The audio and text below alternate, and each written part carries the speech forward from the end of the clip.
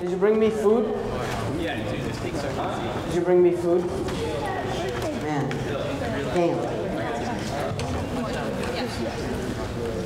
All right, so while we're getting settled in, for those of you who are new, welcome. This is your first official Senate meeting. The agenda will be up on the screen in a second, so you'll know how we're going to do this. Just a note, we're going to go pretty, oh, and there's Ed, no tie. He can't speak today, unfortunately. So what we're going to do is we're going to go slow today.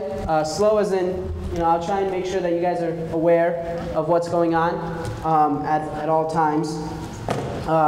So with that, we'll just start. So I call to order this meeting of the Undergraduate Student Government Senate at 6:36 p.m.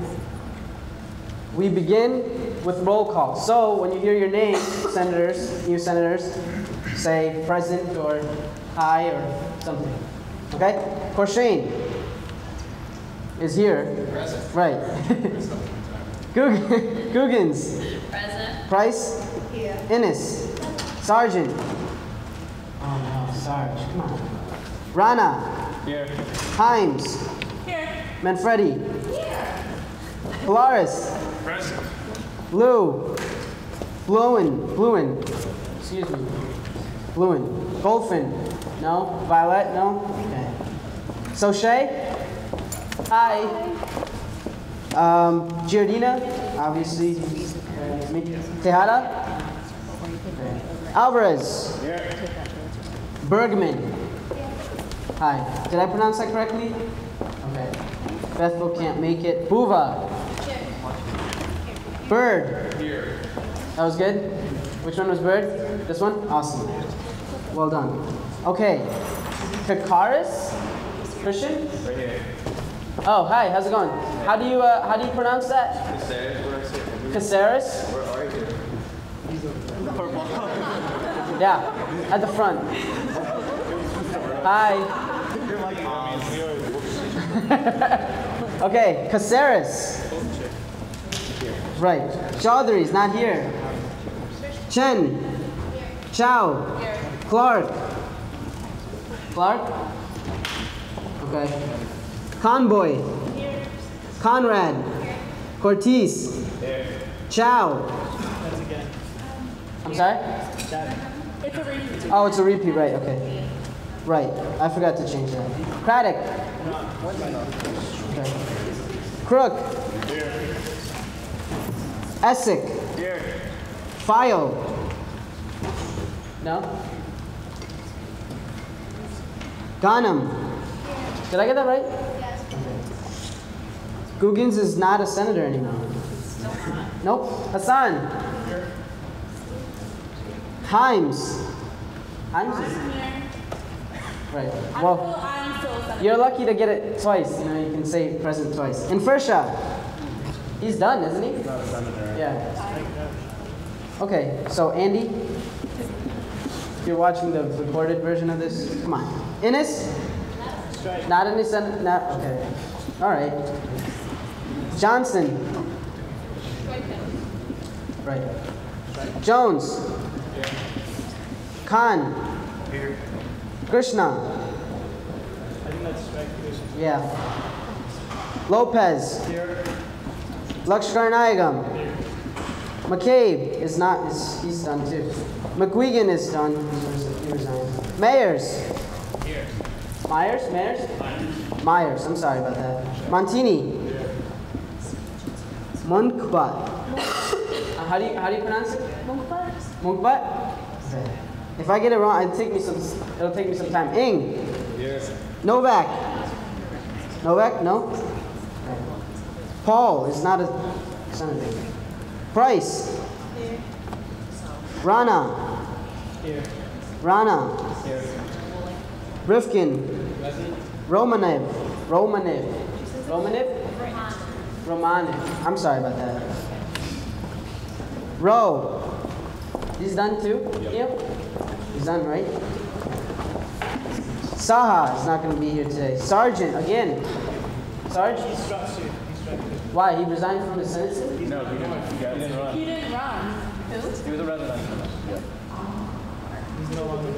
Schaefer. No? Shu.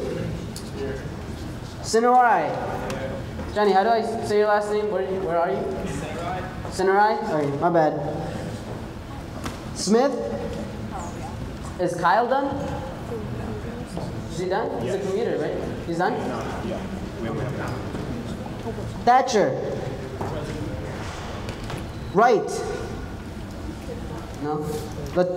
Wright, Latoya, the other one. Sorry. And Wiley, she should be done too. Yeah, she's done. Okay. So, Neil, do you have all the? Oh, Nick Carone is here. Senator Carone. Okay. So you have one addition, and then the rest, all this. Carone. So just quorum, we should have it.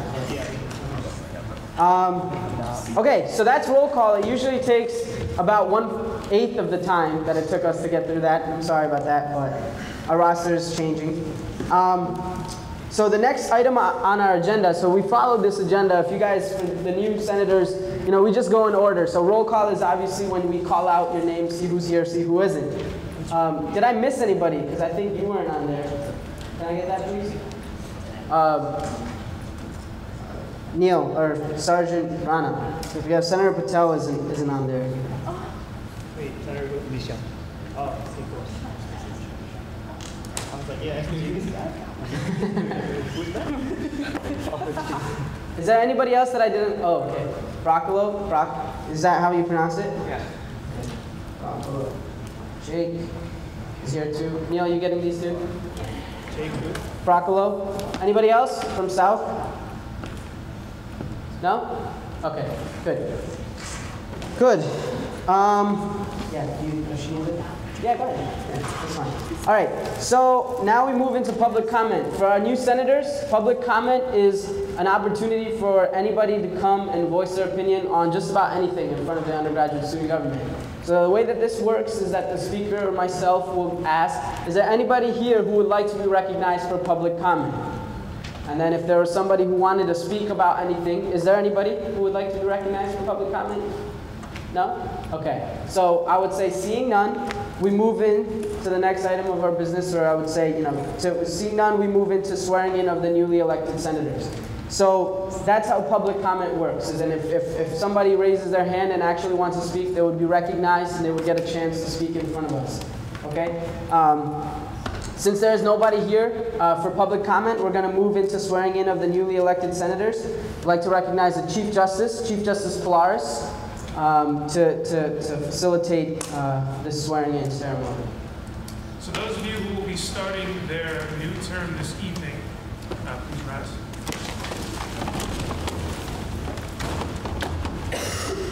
Can you hear my voice? Do I need a microphone? You do not.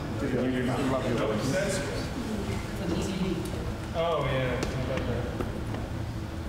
Okay, so it's an awkwardly worded oath, but it's your oath, so please follow as directed. Please raise your right hand. I state your name. Do solemnly promise to uphold the Constitution, bylaws, and rules of the undergraduate student government at the University of Connecticut in Storrs.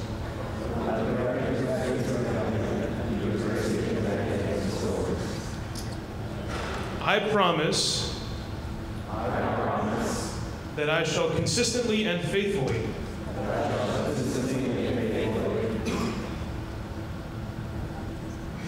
earn the vote of the constituents whom I have been elected to serve and represent. Finally, I shall maintain a vigilant eye on the welfare of the entire student government, that we may all diligently work together to successfully advocate for, represent and serve the entire student body. Congratulations, Senators. Congratulations.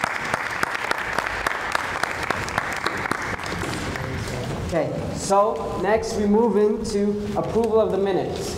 One of the things that we do at the undergraduate student government is our meetings have a minute taker to record the happenings. Obviously we serve the public, and so we should have some sort of publicly available record of what goes on. And so these were sent out on Monday, the way that this works, the way that approval of the minutes works, is I entertain a motion, or I open the floor up for anybody who is willing to motion to approve or ratify the minutes that were presented electronically on Monday. Right? So the way that I would say this is I would say, I entertain a motion to approve the minutes from August 28, 2013. Motion by Senator Rana, seconded by Senator Alvarez. So every time there's a motion, there has to be a second. You can't motion something if only one person in the entire body wants to do it. So we ask for a motion, we call for a second. Then we move into the questions phase of a motion. So are there any questions pertaining to the motion? So in this case, are there any questions regarding the minutes? Seeing none, we move into the debate phase. Is there any debate regarding the motion? And debate is whether yay or nay, whether it should pass or not. Is there any debate? All right, seeing none, we move into a vote. This is your first vote as a senator, so I'll walk you through it. If you are in favor of ratifying these minutes, the way that you would signify that is by saying aye when I call for it. So if you are... Okay, she said to go slow, so I'm going as slow as possible. If it's too painstakingly slow, we'll go quick. Do you guys want it to go faster? All right, cool. So if all those in favor, please signify by saying aye. Aye. Opposed, nay. Abstentions, thoroughly passes. Thank you for that. I appreciate it. Next, we move into approval of the minutes from September 11, 2015. Motion by Senator Alvarez. Seconded by Senator Wright. Sorry, Ines, you get enough. Questions? Oh, yeah. Questions? Seeing none, we move into debate. Seeing none, we move into a vote. All those in favor, please signify by saying aye. Aye. Opposed, nay. Abstentions, thoroughly passes. Next, we move into reports of the executive. President Courchain. Yeah. We have a little. Good evening, everyone. I like this new setup. It's a lot more in each other. I like it. I don't know how to describe it, but it's cool. Thank you all for coming to orientation, those of you who were there. It was a very fun day on Sunday. We got a lot of good work done, and I'm very excited for the upcoming year. A few things that I want you guys to be aware of. The external appointments that I keep blabbing on about at every report that I give the Senate are still open, and will now be, basically, you'll be approached by your committee chairs to fill those appointments. So I will send out the email again to everybody so you know what all of them are, but talk to your committee chairs about actually filling any of those roles. Next, we'll have the Rec Center presentation coming at caucus next week.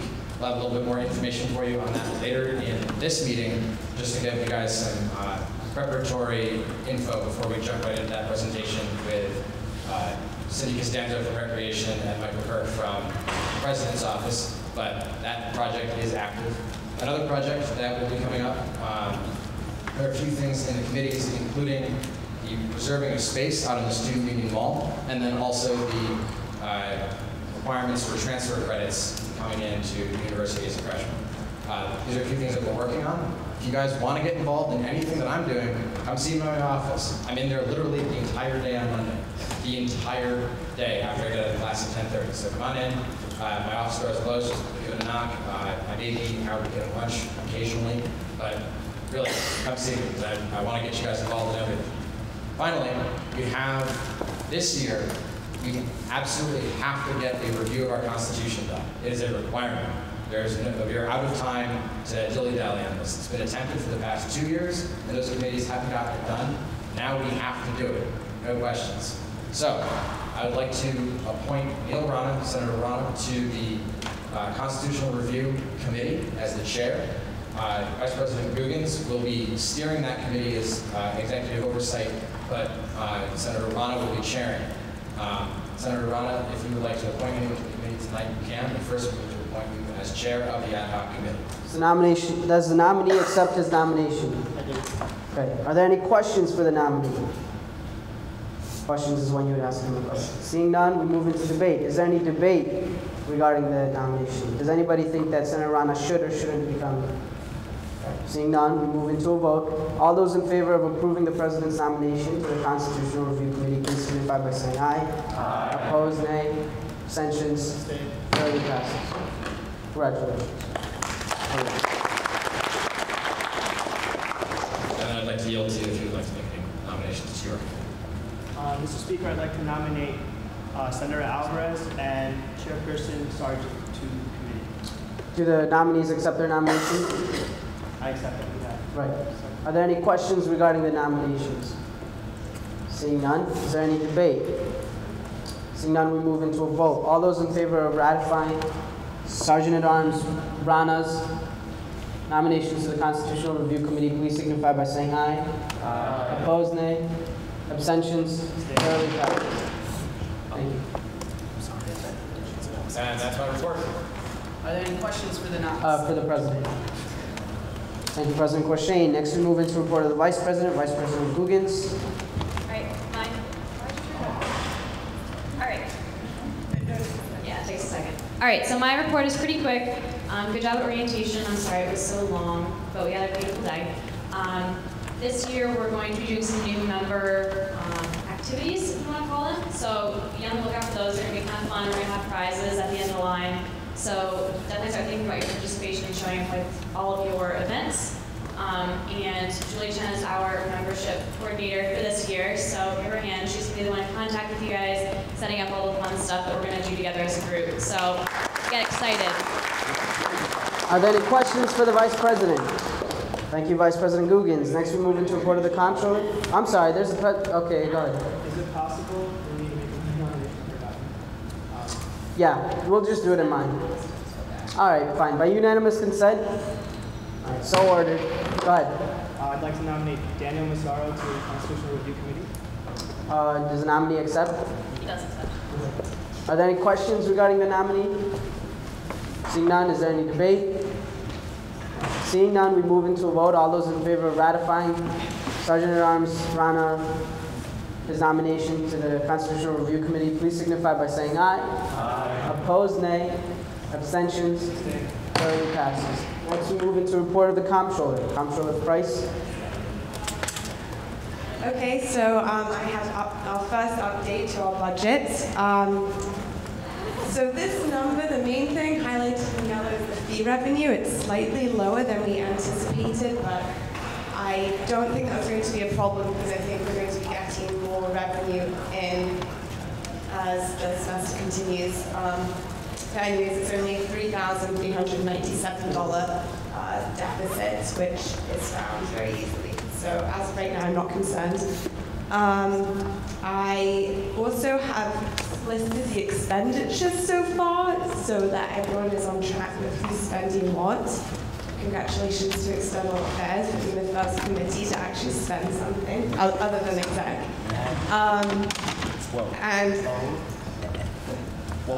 Sorry, funding board as well, but funding board doesn't count.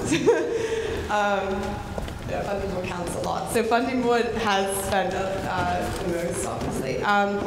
And then USG General and Exec is all of the other stuff. And that's mainly it for the budget.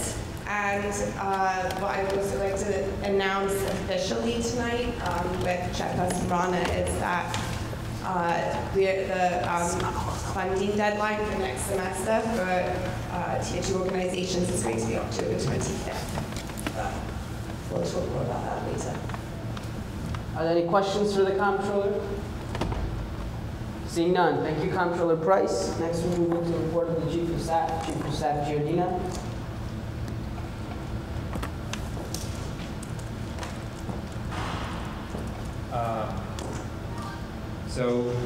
I just want to welcome all the new senators. Thanks for doing your orientation.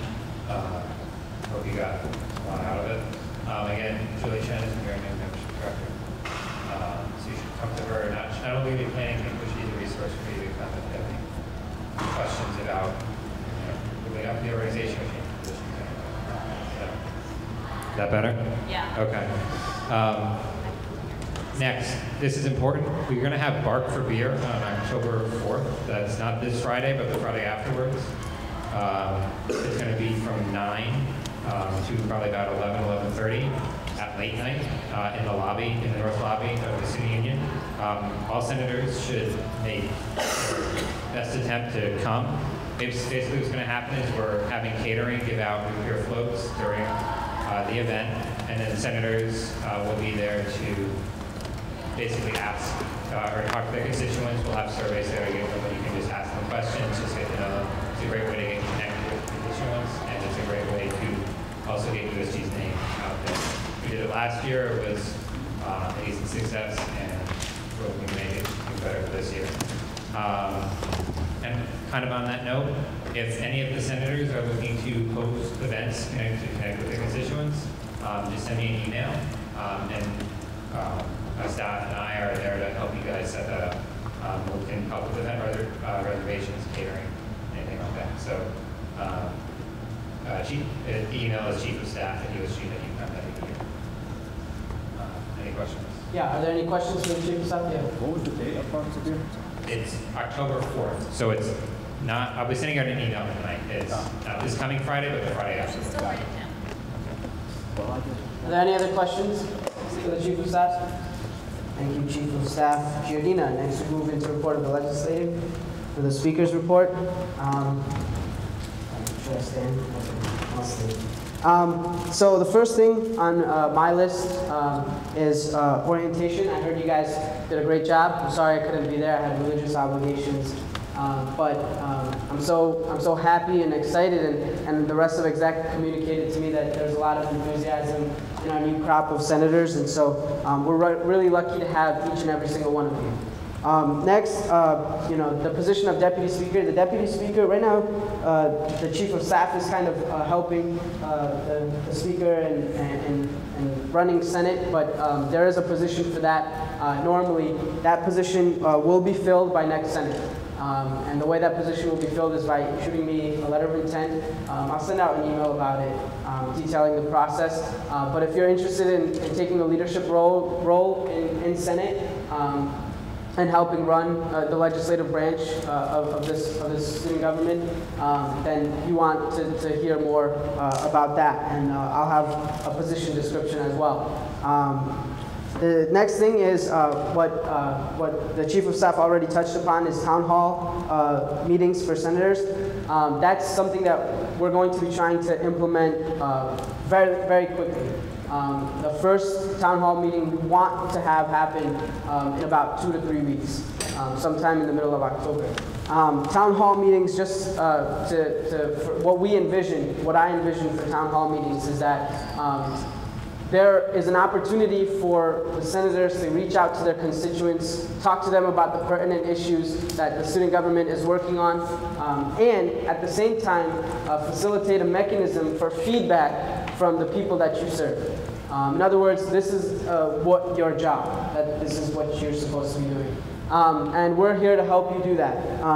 One of the things that we envision is senators meeting primarily, first and foremost anyway, at the residential halls. Everybody's already there, but that doesn't mean that you have to be a residential senator to do this. As a matter of fact, we're going to be looking for academic senators and multiculturalism and diversity senators, and even members of exec to be helping facilitate those town halls.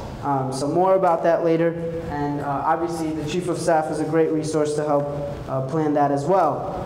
The fourth and final thing that I have is during discussion, I'll be giving a presentation on the student recreation at the University of Connecticut. This is a pretty big issue, something that the President has deemed important for his executive committee to kind of focus on, and something that I envision our Senate focusing on as well.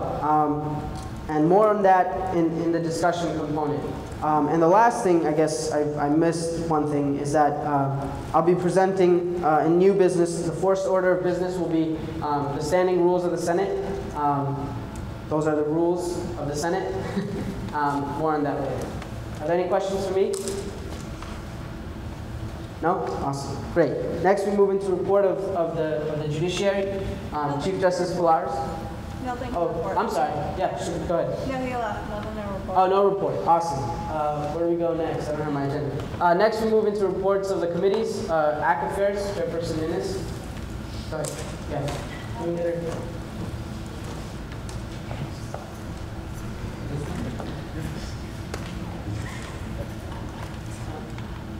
Hi guys, welcome to the new senators to Senate. A couple of things. Academic Affairs is officially going to be meeting Mondays from 7 to 8:30. For this coming week, we're going to meet on Thursday because Monday's already passed, but from here on in, be prepared to come on Mondays. This Thursday, come prepared to talk about initiatives. Also, as President Porshane said, we are making appointments to our external committees. There is a Scholastic Standards meeting this Thursday from 3 to 4. If anybody is super interested in going, please let me know and send me a letter of intent by tomorrow. And so you can come with me to the meeting on Thursday. But I need to know as soon as possible. It's coming up in 2 days. That's the end of the report. Are there any questions for the chairperson? Thank you, Chairperson Innes. Next, we move into report of. Oh, I'm sorry. Was there a question? Yeah, I just had a question. Oh, you gotta be big, man. What time on Thursday? This is Senator Mayor's for the minutes. I'm sorry. For the Scholastic Standards meeting or mine? For your committee. It's going to be from 4 to 5:30. Okay. I understand that a lot of senators can't make it to that time, but for those of you that can, please come.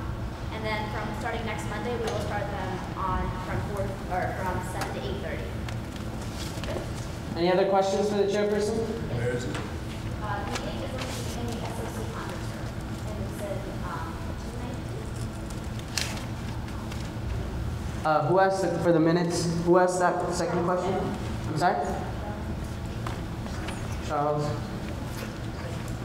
Okay. Do you have that on your attendance? F-A, Claudia. I'm sorry. You got it? Okay. Next, we move into report of external affairs. Chairperson Sargent. Thank you, Mr. Speaker. How's everybody doing? For those of you who don't know me, I'm Mark Sargent. You guys look very nice and professional today.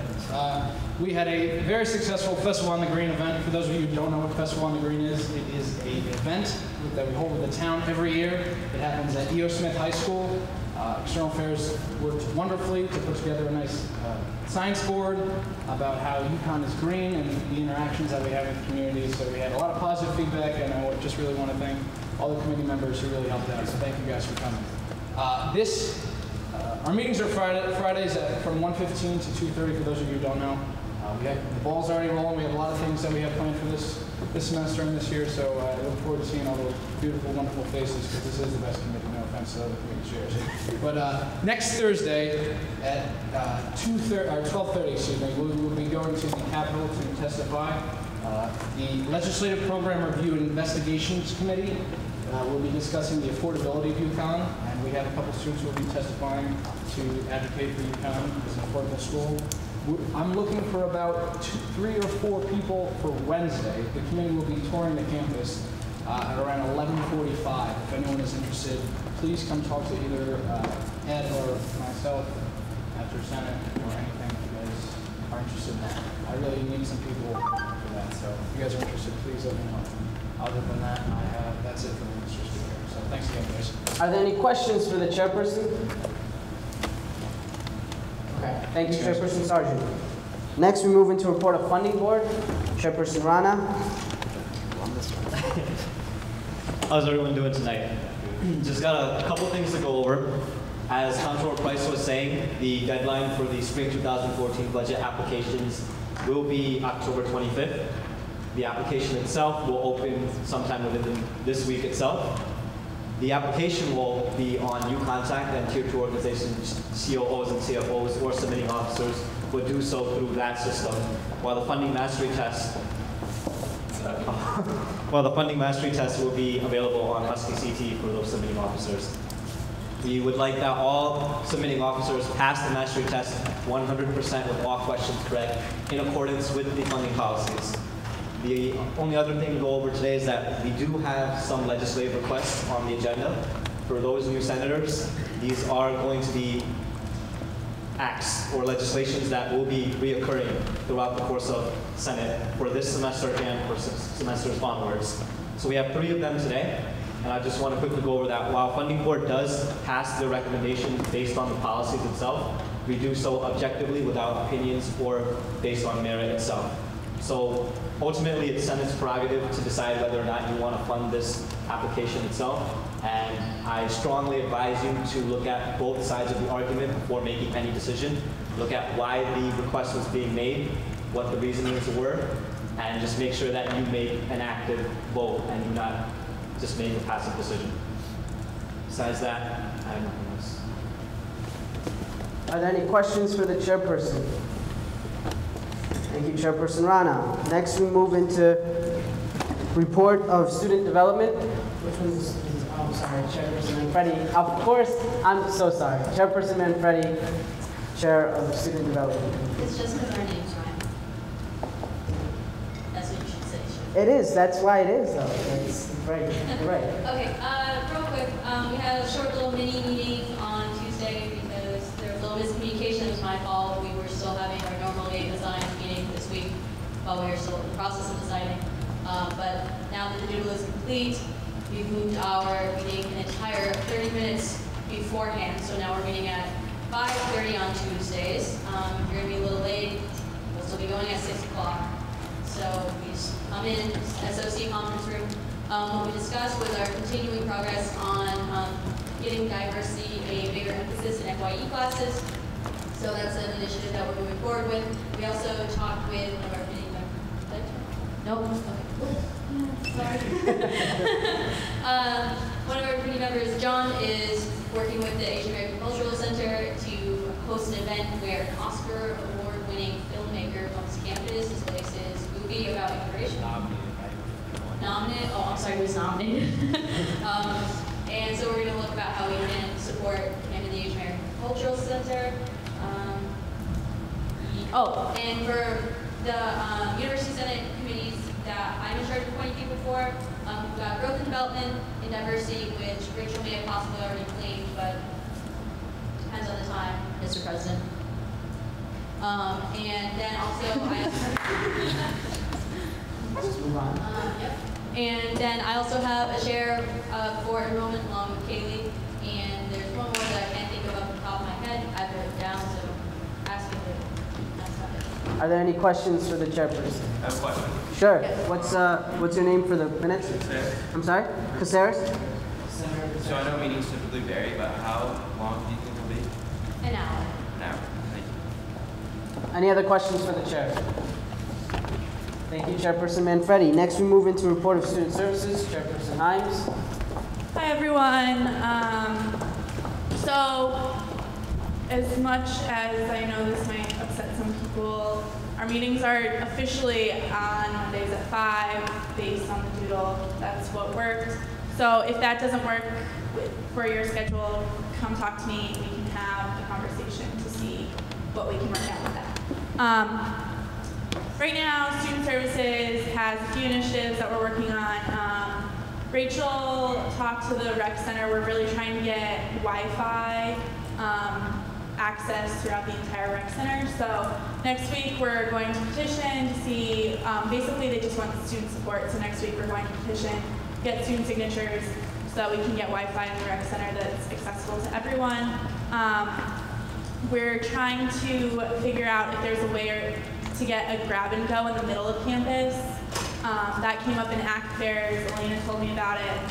So Student Services is now working on that. Also, the laundry initiative from last year will be picked up again this year. Kevin and Brandon are going to be working with Shiv and I to just work on that initiative and pick it up from where we left off last year. And then parking, we're trying to pick, I guess this is now People like the laundry initiative. Parking, Phil and Josh are going, and Kara, right? Kara, are going to be working on parking to try to come up with a few suggestions for parking services about how to differentiate between commuter and residential parking, and possibly making use of Depot campus for parking. One more thing, I need a vice chair kind of pronto, so if you're in my committee or are interested in joining my committee, if you're in another committee, please send me a letter of intent. I need those as soon as possible, let's say by next Tuesday, and then I'll set up interviews and pick a vice chair because I need one. So, yes, that's it. Any questions for Chairperson Himes? Yes, Senator Khan. Did I say Mr. Speaker or Mr. Speaker? You can refer your question to the chair. Oh, well, this is not for her. I just realized it was for Chairperson Rana. Okay. That's fine. Yeah. My question was, when's the meeting hours? You never spoke about that. Great question, clearly. Go ahead. I forgot. Sorry to steal your spot, Haley. But funding board meetings will be in the SOC conference room 219B every Thursday at 5:30 to whatever time that happens. We don't know when it ends because we're awesome. Any other questions for Chairperson Himes? No, seeing none, thank you, Chairperson Himes, for your report. Next, we'll move into an act concerning the standing rules of the Senate. Try and make this very, very quick, okay? I'll read the act. Whereas the Senate, so how this will work is I'm gonna present the legislation, I'm gonna entertain a motion to enact it, just like we do with the minutes, not yet. Let me present it first. All right, fine. You wanna, I'll entertain a motion right now. Any new senators want a motion for something? No? Motion. Yes, Senator Essig. Senator Essig motions. Does anyone want a second? Second. I'll give it to Ramanuj, even though it's rather young. It's going to be a race afterwards, soon, very quickly. They'll get into something, I guess I don't know this. Yeah. Ramanuj, or I'm sorry, how do you pronounce it? Ramanuj. It'll take me like a minute or two, guys. I'm really sorry. I'm really terrible with names. My name is still spelled wrong. I'm a two-term speaker. It is what it is. All right, so whereas the Senate of the undergraduate student government represents the undergraduate student population at the University of Connecticut, be it resolved that the Senate adopts these presented rules as the standing rules of the Senate for the 2013-2014 academic year.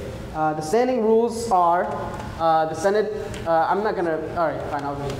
The Senate of the, this is the same from last year for our returning members. That's why I was concerned with reading it. The Senate of the undergraduate student government at the University of Connecticut hereby resolves. Dress policy. Senators will be dressed in professional attire.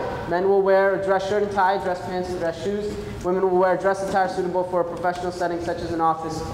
The reason why there's a discrepancy here is only because there is a very clear, it's ambiguous with respect to how professional, because there are a whole host of things that I don't understand, like blazers that could work, I don't know. But that's what it is. The point is, dress professionally. Senators will not wear jeans, so this is like just to re-emphasize the point. In case you didn't get it from clause A and B, or B and C, senators will not wear jeans, sneakers, or any other clothing deemed unprofessional by the Speaker of the Senate. Senators in violation of the dress policy as deemed by the Speaker of the Senate will not be recognized by the chair as present at the meeting. Resultingly, that senator will lose his or her speaking, voting, and general rights at the meeting to entertain motions, etc. By the way, that should be just motions, not entertaining motions. The Sergeant at Arms will be integral in enforcing these policies. That just means that the Sergeant at Arms can call you out as well. Attendance policy, this is important. Senators will be present at mandatory undergraduate student government events pertaining to the legislative faction. That just means that you don't have to come to exec committees, but you have to come to Senate and the things that are deemed that you're responsible for. Can you slow down if that's possible? Events pertaining to the Senate include formal senates. These are formal senates. Informal caucus meetings, and the mandatory meetings of the student Senate committees the senator committed to at the beginning of his or her respective term, and any other meeting deemed mandatory by the Speaker of the Senate. The last clause just means, the last phrase just means if we have something that comes up that's deemed mandatory. Sometimes in the past we've had events that are mandatory for our senators. That means that that's mandatory as well. Speaker of the Senate, I'm sorry. An unexcused absence from any of these events results in a written, either electronic or physical, so that means I can email you, warning from the Speaker of the Senate. A second subsequent unexcused absence in the same academic semester as the first unexcused absence results in the Senate's considering to remove the senator from office at the next Senate. The Speaker of the Senate will excuse a senator from a mandatory commitment no more than 2 times during the course of 1 academic semester. In the case of a missed mandatory committee meeting, the chair of the respective committee will make their recommendation for excusing the senator. In other words, if you miss a mandatory committee meeting, your committee chair will tell me whether you should be excused from that meeting or not. Okay? After 2 excused absences from the Student Senate meetings, further requests for excused absences must be approved by the Executive Committee by a 2/3 vote. This is a believe in the bylaws. So, we continue. Electronics policy, rather. Senators will not use laptops, tablets, cell phones, and/or other electronics while the Senate is in session. Senators will be allowed to use their electronics to accompany any presentations to formal Senate. In other words, sometimes we get big spreadsheets, like Chairperson Rana or the funding board will put forth a spreadsheet with 500 items. There's no way we can print all of those kinds of things, so we may say for that one meeting, for that one time period, you can bring out your phones, laptops, tablets, whatever you need to accompany that kind of a presentation. Senators will refrain from engaging in any disruptive behavior as a result of their electronics use. Disruptive behavior is characterized by any behavior that is inhibitory to the Senate, its members, or its spirit, right? So, even if you don't think you're doing something that's disruptive, if it's disruptive to the intent or the spirit or the whatever we're trying to accomplish here, that's not allowed as well. If the Speaker does deem a senator's electronics behavior as disruptive, at first a vocal and audible warning will be issued by the Speaker on the Senate floor. Repeated or continued as disruptive, the Senate will consider the removal of that senator from the Senate chamber. Can you make that sentence make sense? Thank you. The Sergeant at Arms will be integral in enforcing these policies. Again, that clause is there for the Sergeant at Arms. Senate spirit. Senators will carry a professional and cohesive attitude towards Senate and will conduct their business to the best of their ability with the highest standard of integrity. Believe it or not, all of these, I just want to pause because this might seem like obvious. All of these are pretty important because we handle some divisive issues at times, and this legislation just solidifies what we're trying to accomplish and the integrity with which we want to carry out our Senate meetings. Any other action injurious to this attitude will result in, at first, a vocal and audible warning that will be issued. That will be issued by the Speaker of the Senate on the Senate floor. By the Speaker on the Senate floor, rather. A repeated or continued injurious action will result in the Senate's considering the removal of the senator from the Senate chamber. In other words, you can get kicked out for yelling and cussing if somebody's up here or something like that. Any action that's deemed injurious. They're not in our chamber, unfortunately. But all right. And the Sergeant at Arms, again, that clause, I'm not going to keep repeating it, but that is important. Okay? Can we scroll down? Thank you, by the way, the Chief of Staff is doing a great job in fixing. Oh, this is it. Awesome. Okay, so the motion, we already got that. So now we're in questions. Are there any questions regarding this legislation? Anybody have any questions? Okay. So we'll move into debate, but first, for the first order of debate, I'll just, by unanimous consent, if we can approve these amendments. By unanimous consent is just, if you have...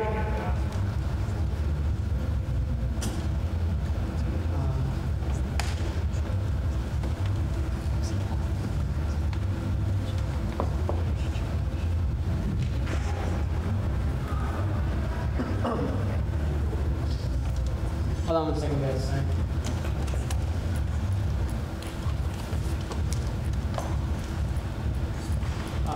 Okay, so by unanimous consent means if there's anybody who objects to adopting these changes, then you just raise your placard and then we would go through the actual amendment. Unanimous consent expedites the amendment process. For simple things, we don't need to go through all of the vote. By unanimous consent, when I say by unanimous consent, I wait, I pause. That pause is for anybody with any objections to raise their placard. Okay? So by unanimous consent to adopt these amendments. Okay. Seeing none, the amendments are approved. So is there anybody else who'd like to be recognized for debate?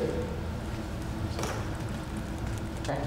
Debate obviously means, if you want to approve or you want to advocate for approving or denying the motion. Okay, seeing none, we move into a vote. All those in favor of adopting an act concerning the standing rules of the Senate, please signify by saying aye. Aye. Opposed, nay. Abstentions? Thoroughly passed. Great. Next, we move into our next order of business, which is an act concerning the funding, operating policies, and procedures, presented by Comptroller Price.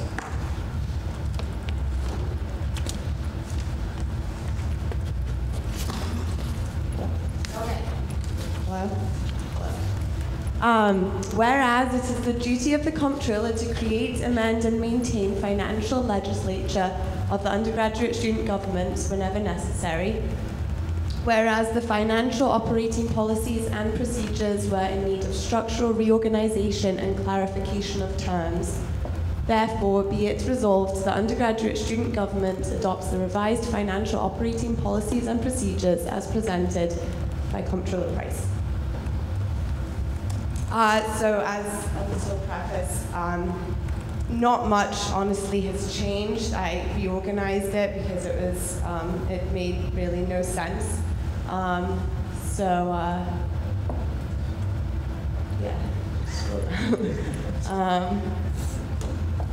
So for programs, I defined they're going to be governed by not us. Because we think of New York Times and Guard Dogs as our programs. So for the purpose of this document, really we're only referring to Guard Dogs because they're not governed by USG. They have their own executive committee. And now you're going to see a lot of changes, and none of the meanings were really changed at all. It was all just shifted around. It all means the same thing. All the responsibilities remain with the same people. It just makes more sense now.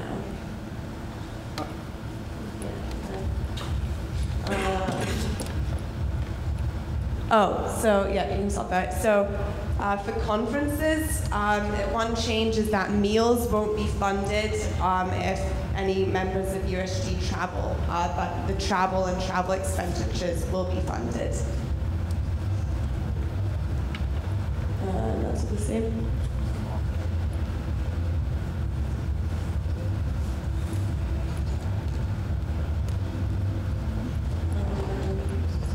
Area councils, that was added in. They will be supervised by a funding board. That was just rearranged. Yeah, and I think that's essentially it.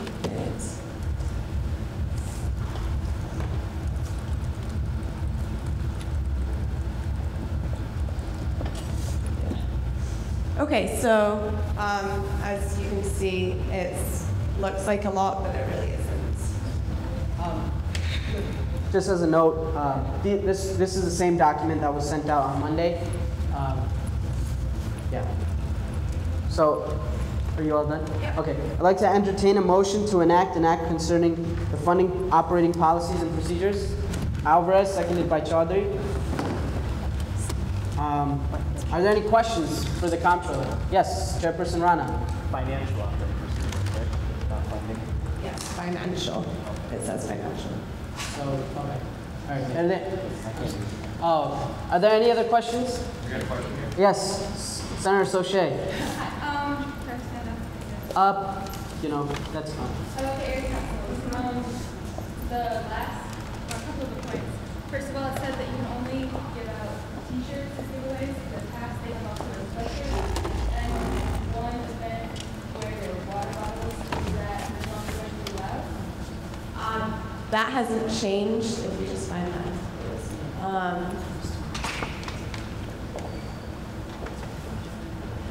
Okay, yeah, so I didn't change that. That has always been that's always what the policies have said. So if it's been funded before, that should, what I'm assuming the main point of that is that it needs to be incorporated into a larger event, which I know you've heard us talk about before. And I think the t-shirts are more of an example. But yeah, I see what you mean by it seems like it's specifically t-shirts. That isn't the case, or at least. I know last year, our sweatshirts funded. Right.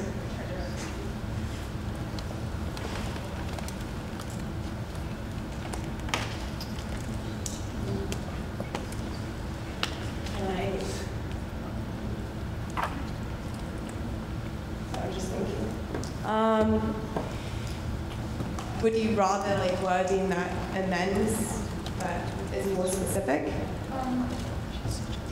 least for other related items. Yeah. No, I understand because it sounds limiting, even though in the past these have been the policies and other things have been funded. Can I change that? Okay, so this is a good teaching moment. All right. So technically, all of that was supposed to go through the speaker. Now, I stayed silent so that we could see kind of, although it seems really simple, right? You know, asking follow-up questions and these kinds of things, it seems like a very natural thing to do. And it was a very natural exchange, obviously. Unfortunately, it's a little awkward to use Robert's rules in these kinds of situations, but we need to. And the reason for that is because it's not always that simple. There might be like 3 or 4 people talking at once, in which case it's very important that everything goes to the speaker. The other thing is that the comptroller just asked if she could amend something. Right now we're in the questions phase and component of this motion, and the questions phase of this legislation. In other words, the answer to the comptroller's question is no. But you can change it in debate if you would like to. Right now, this legislation now belongs to the Senate. It's the Senate's legislation. It's no longer a comptroller. If this exchange had happened 30 minutes ago, that would have been fine. And she could have changed it and she could have presented it differently, right? Okay. So just so that you guys know. And then the last thing I'll say about that entire exchange was that the comptroller wanted to ask the speaker a question. And I think that's very important for our senators to know how to do that. If at any point you're confused and you need to be like, whoa, what just happened? The proper way of asking is point of information or point of inquiry. Point of information is how you apply Robert's rules. So you raise your placard and you say, Mr. Speaker, point of information. Does that make sense? Okay. So is everyone clear on where we are? We're still in questions, so anybody can ask questions about the legislation as it reads right now. But unfortunately, the comptroller cannot make any changes to the legislation right now. Are we all set? Cool. Is there anybody else who would like to be recognized for questions? Are there any questions regarding this document? No? Seeing none, we move into debate. Debate is obviously, yes, you can say whether you're in favor of this or against it, but you can also make subservient motions, like the motion to amend, motion to table, things like that. Okay? So now we're in debate phase. The floor is no longer the comptroller. She can sit down. And is there anybody who'd like to be recognized for debate? If nobody raises their placard for a debate, then okay. Senator Sochet. Yes. I don't know if I watched this in the next video, but I would like to make an amendment to change the hearing. As an ex officio commission. I'd like to refer to the judiciary. Is there a justice here? Yeah. Can ex officio members make motions? I believe they can. I think so. Let me. Is there anybody who would like, just for the simplicity, I guess, Senator Manfredi or Chairperson Manfredi? Sure. What would you like that amendment to be? Okay. So ordered. Go ahead.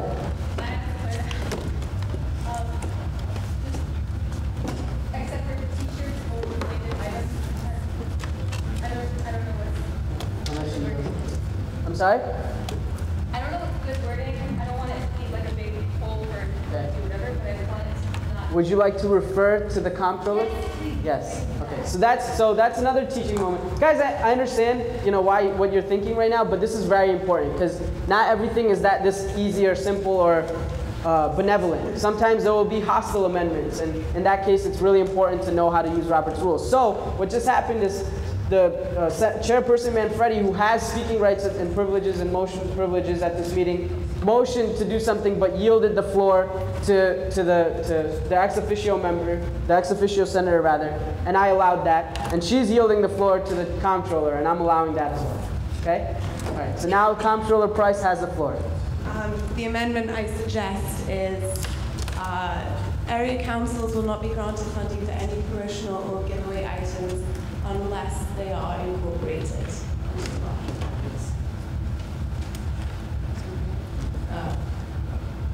Okay, can I yield the floor back to Chairperson? So recognized. So would you, now regarding your initial motion to amend. Okay, so I can repeat what I said? No. Alright, except when it is part of the larger right? Unless it is part of the larger. Oh, that's right. Yeah, unless the items are part of the larger. Okay.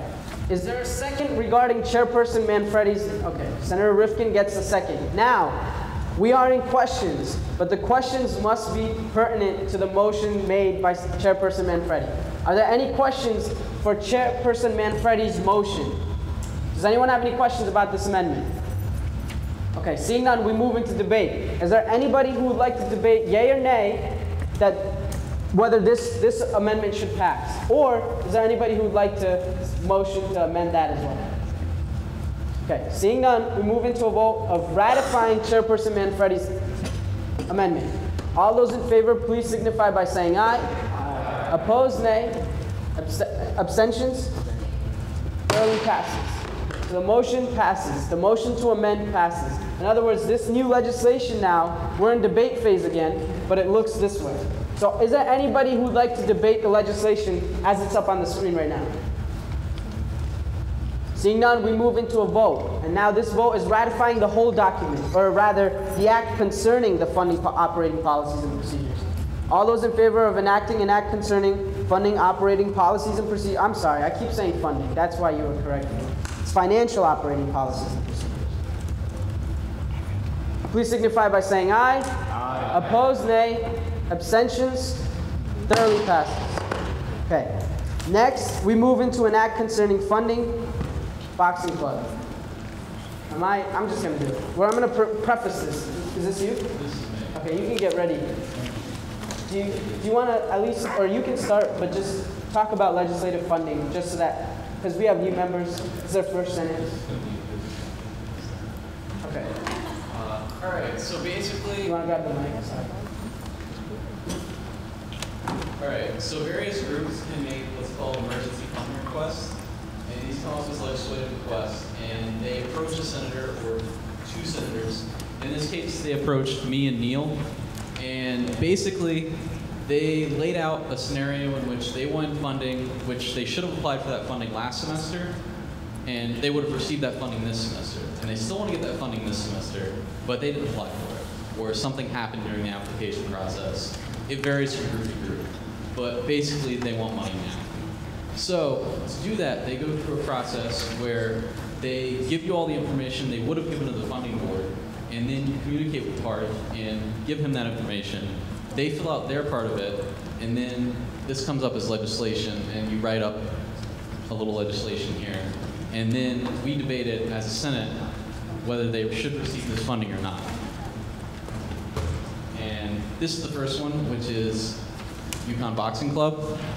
And whereas the undergraduate student government is charged with improving the experience of the student body through the funding of the undergraduate student initiatives, whereas UConn Boxing Club requests funding to pay their coach, Lawrence Thompson, a stipend for the fall 2013 semester, whereas the UConn Boxing Club actively spreads the values of UConn and promotes the university name in competition with other schools, whereas Lawrence Thompson hosts 12 training classes each month teaching the fundamentals of boxing in addition to the mental aspect of the boxing game.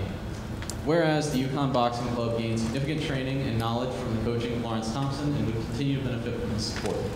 Therefore, be it resolved, the undergraduate student government allocates $3,200 from the above-mentioned UConn Boxing Club. And no representatives of the Boxing Club came here today. I explained it to them several times that their odds would be better of receiving funding if they did appear, so they could answer all the questions that I was going to ask, but they are not here today. So. Senator Jones, I'll give you the motion since you presented the legislation. Is there a second? Senator Alvarez seconds. Did you get that? Okay. You're doing well.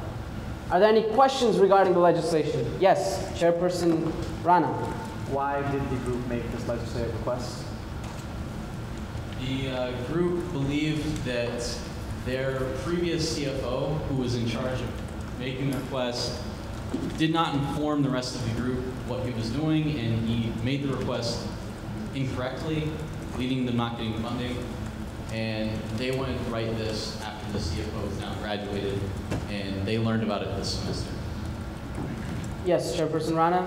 So just for clarification, can I ask that, did the CFO make an incorrect submission of the application in the budgeting process or in the dispersal process? To my knowledge, he submitted an incorrect application. Are there any other? Yes, Senator Lopez. Do you know how many people are in the UConn Boxing Club? How many members? I do not. They estimated to me when I asked around 40. Anybody else for debate? All right, so we're going to get a speakers list going. This is another teaching moment. Awesome. What's going to happen is, we'll wait for, or I'll just explain it while Chief of Staff, we're really lucky to have Chief of Staff Giardino right now help out. Yes? These are questions. And I just want to remind the body that these are only questions regarding this legislation. Now, what a speakers list is it's a dynamic list of who's getting recognized by the speaker in what order. It's in what order people can be recognized. Does that make sense? Typically, the rules for debate are, if you've spoken before, priority will be given to a member who hasn't spoken already. If two members have already spoken, then we'll just go in the order that they are recognized. Does that make sense? So if you haven't spoken already, you get to jump the speakers list. If not, you know, whatever. So we're going to start. So we'll put the people who have already asked questions. It was Chairperson Rana. Yeah.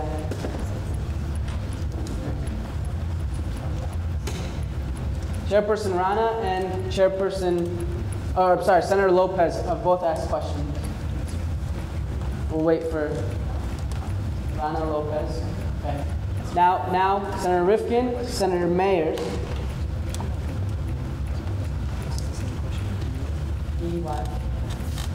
E-R-S. Okay. Senator Bergman, I'm just going around the room. Two lanes. Broccolo. Anybody else for questions? The next one is Senator Khan.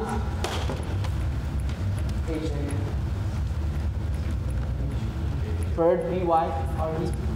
Senator Bird. Senator Hassan, H-A-S-A-N.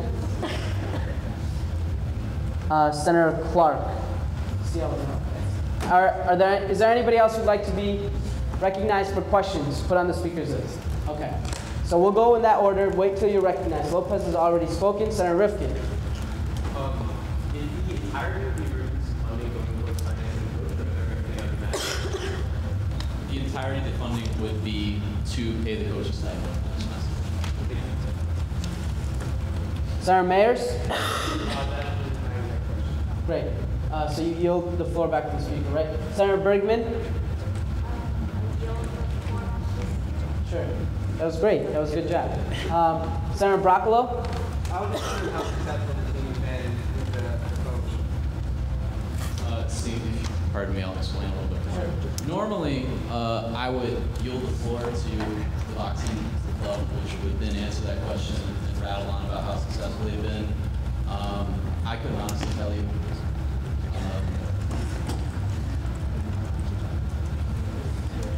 So that, okay. Senator Khan. I just have a curious question. Sure. If this would be ratified, where would this boxing club take place? You mentioned the application. Yep. How louder? Actually, for the duration of this meeting, when you have the floor, please rise. Hello, everyone. My question is, location-wise, so if this were to be ratified, where would it take place? That's my curious question. To my knowledge, the boxing club practices in Holy Armory. I'm sorry, where? Holy Armory, which is near the center of campus. It's a gymnasium. Oh.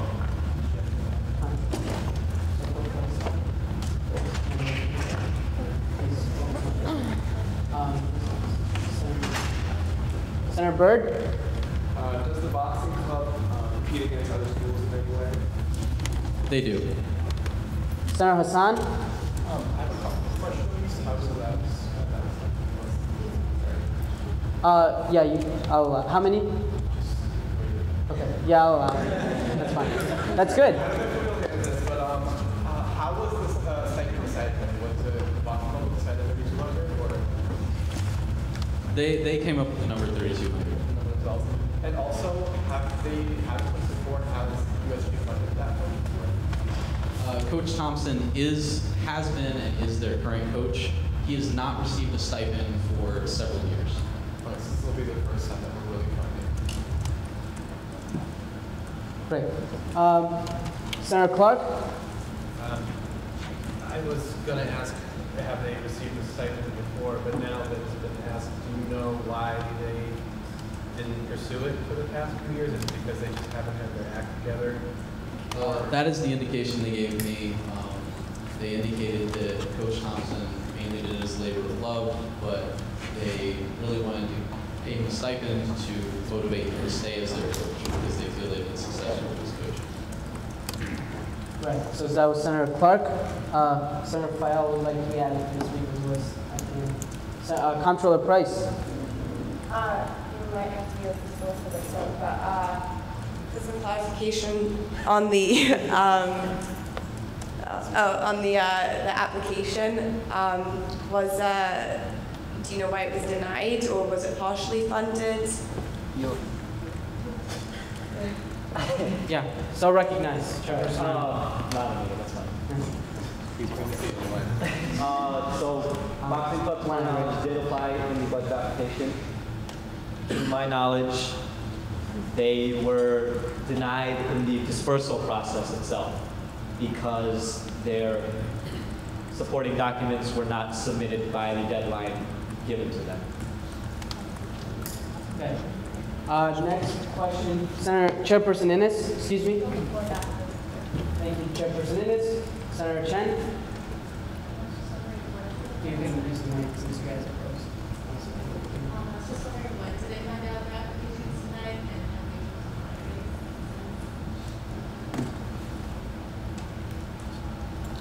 To my knowledge, the members of the group that are now contacting during the semester did not know it was denied until this semester. They argued that the information was kept from them by the CFO, who was the only person with that knowledge. To my knowledge, they have not tried to find this. Senator Fayal. Do the members of the club pay dues? I would have to yield to the boxing club, which is clear. Senator Wright. Well, you might have to look at this one, but if he did it out of love the coach, what changed his mind or what gave him the impression that he is considering to be I mean, that's a question that you'd have to ask the coach. It could be that he's just tired of not being funded for. No, I'm saying well, he said that they wanted to motivate him to stay. So he didn't really say that he was even or something. So what made them the idea that he wants to I mean, he could have given them that inclination. They wanted the money last semester. They wanted to apply, so they could pay him this semester. So something was triggered that they wanted to start giving him stipend. Okay. Yes. Mr. Speaker, how much money is allocated for the emergency funds? I'd like to refer to the comptroller or the chairperson of the funding board to answer the question, which was how much money is in the legislative reserve fund? 50 or 60. It's 50,000 currently before we started any of the legislative requests themselves, but that amount will increase depending on what groups rescind their requests and depending on what budget applications are not allocated. So that number is always going to be changing. But at the moment, we are starting off with $50,000. Does that satisfactorily answer the senator's question?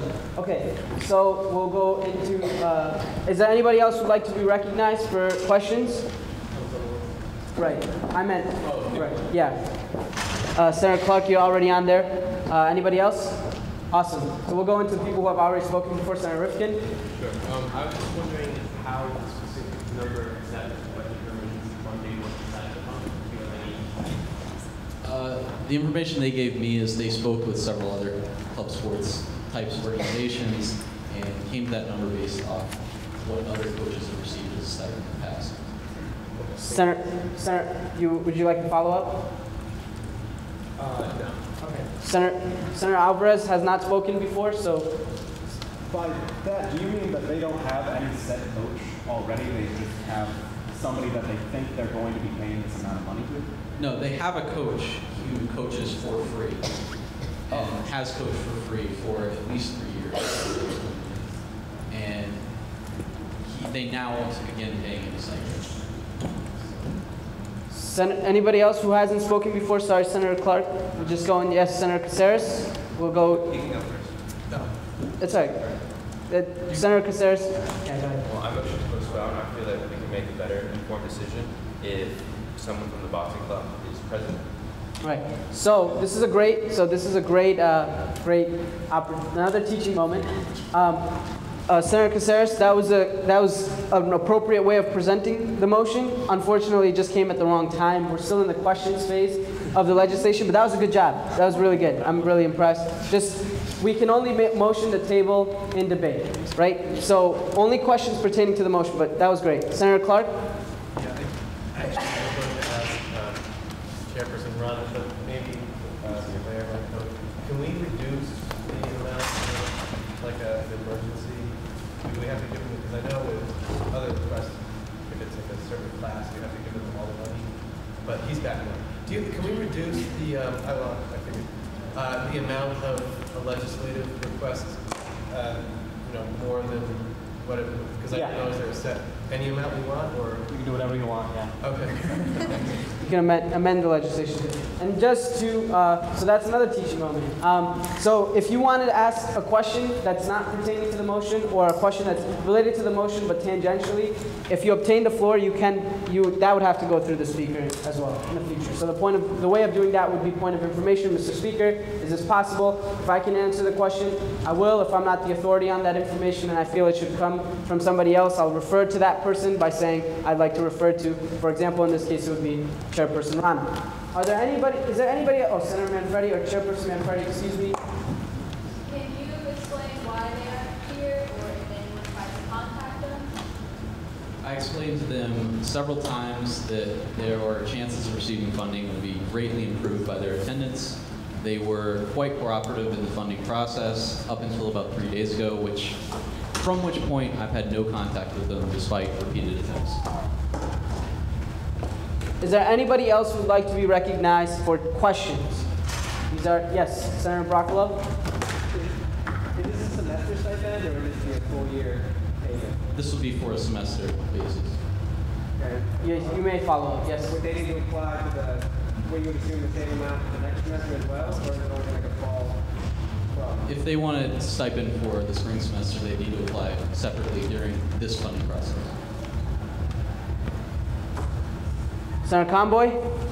Just to be clear, so if we motion to table this later on, they've already been told all the information they need that they need to be here tonight, and they've chosen not to come. So if we table it, there's no guarantee that they come again to give us any more information than what we've been given.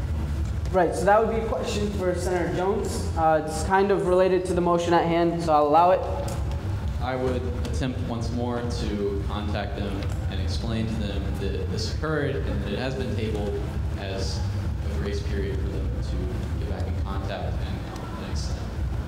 in the future, just to, it's our first Senate, we'll get through this, don't worry. In the future, maybe you would talk about that in debate and maybe say that, this is an issue or concern that you have about even tabling, potentially tabling. Yes, Senator Khan? Just another question. Sure. Has UConn ever had as well as boxing on its campus past, or no, it's just something? I mean, UConn has a boxing club currently. We do? Yes, it's Sorry. No, it is a current functioning club that does compete with other schools and trains every week with a coach. However, the coach is not paid. And that is the issue. All right, are they, Senator Conrad, you look like it, yes, go ahead. Do you know if they're planning this Sunday to reapply right now for Monday and spring for another stipend? They didn't indicate either way, but I would assume yes. Okay, senators, anybody who wants to ask a question all at once, raise your hand and we'll get the speakers list going again. Anybody else for questions? Okay, great. Seeing none, we move into debate. Now, this is the second component. Senator Rana, Chairperson Rana, Chairperson Sargent have already, they know what they're, whatever. The way that this works is now you can talk about, Senator Comboy, you may, raise those kinds of concerns. I believe Senator Caceres was talking about potentially motioning to table. This is the appropriate time to do something like that. I'm not saying you have to do anything one way or the other or anything like that, but I'm just saying this is when you can do something like that. So we'll go right through the speakers list, but first, is there anybody else who would like to be recognized, Comptroller Price? Anybody else recognized for debate? Senator Lopez, Senator Byrd, Senator Clark. And anybody else? Okay. Oh, I'm sorry, Senator Rifkin. In that order. So we'll go with Chairperson Rana. All right, just to take my statement back from earlier about why they were denied, I just looked back at it again. The boxing club was denied because their submitting officer had not passed the funding master test. So that's the original reason why we did not deny them. That's the only reason. The other thing I'll say is that when they applied through the legislative request, they had all their supporting documents in check, so now it's just sends prerogative based on what you guys decide to fund. Okay. We'll go right down. Chairperson Sargent? Yeah, absolutely.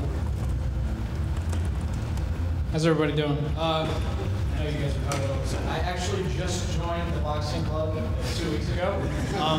So it's a little interesting, but I will definitely, I'm meeting with them tomorrow. I don't know about any of the information with their CFO or anything like that, but I will get the information to them, and I would guarantee that they'll be a representative at the next Senate. So I just want to let you guys know that. And I will get as much information about this and have all these answers for you as soon as possible. So I just want to let you guys know. Comptroller Price?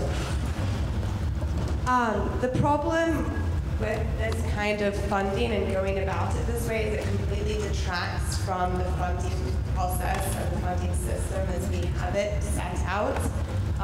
If officers don't pass the funding mastery test or they fail to get documents in time, and they know that they can just go and apply for legislative funding, I don't think that's the correct way to go about it, and that will it takes away from what they're really supposed to be doing.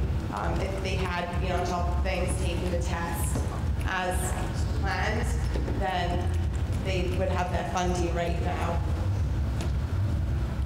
Senator Mayer, Senator Conrad will be added. By the way, just because you asked a question does not mean that you get to go back up to the top. It's for debate. So Senator Thatcher, you got him? Yeah, Senator Caceres, I'm sorry. Anybody else? Great, we'll keep going. Just going to scroll up a second. Senator Lopez? I'm not sure how to approach this. Sure. Supporting drives. I think that by them showing any type of attention to come here or getting all of their documents ready for X or Y factor, they should not be getting their funding. That was perfect. That I know you said that you didn't know, but that was good. So, Senator Byrd. I'm torn with this because I see both sides. So first, my first question was, do they compete with other schools? And the answer was yes. So by funding this organization, I think it would help promote UConn athletics and represent the school well. However, they're not they've made no contact for the past 3 days about the funding. And as Comptroller Price and Senator Lopez both said, they went through this process wrong. And I think that if we allow organizations who either apply wrong or don't qualify to apply to just go for emergency funding requests, I think that sets a precedent that we don't want to set.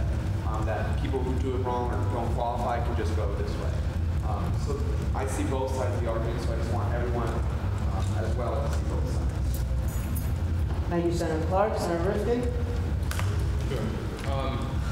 I just wanted to say that I completely agree with what Comptroller Price and Senator Byrd said. I don't think that they went about the right method in terms of funding for this, and I don't think it would be a good precedent on that. Senator Alvarez? This is weird for me because normally I am gung-ho about funding pretty much every student organization that has come up. However, last year, the president suggested that I learn how to say no. This is one of those that it is uncharacteristic, but I think we should absolutely say no. And at first, I felt very bad for this group, and I feel bad for Phil Jones because as a person who has sponsored legislation, being out to dry without your group showing up, I have 2 legislations today, and both of my groups bent over backwards to at least send somebody. If in the upcoming days to when the legislation is coming up, if they stop communicating with you, that is not the way that anybody should go about it, and certainly in terms of getting funding, they should not do. And I understand how difficult it is to kind of be hung out to dry by your old CFO, messing up all of that, but this is not a piece of legislation that we should be passing. Senator Chaudhary? Thank you, Senator Albright. So since the boxing club is not here today to answer most of our questions that we got, and also since Chairperson Sargent is on the boxing club and will be reaching out to them to hopefully come next Senate, I motion to lay this request at least till next Senate. So a motion was made to, hold on one second, let me explain. Motion was made to lay table. A motion was made to table this, and a time point was given, which is great. So if you guys ever want to amend, you not only amend to table, but you have to say when you want to table it until, right? So a motion was made to lay table, or motion was made to table to next Senate. It was seconded by Senator Caceres. Now, that automatically means that we go out from, we can't now debate. So this is a new entire list completely. Everybody who was just on that speaker's list, unfortunately, you know, once we resume debate, you go back into it and into that list. But for now, we're on questions regarding that motion to lay table, right? So only questions pertaining to why, you know, Senator Chaudhary wanted to lay table, for example. That's a pertinent question to this motion. That's the type of question you can ask right now, etc. Is there anybody who'd like to be recognized for questions? Senator Thatcher.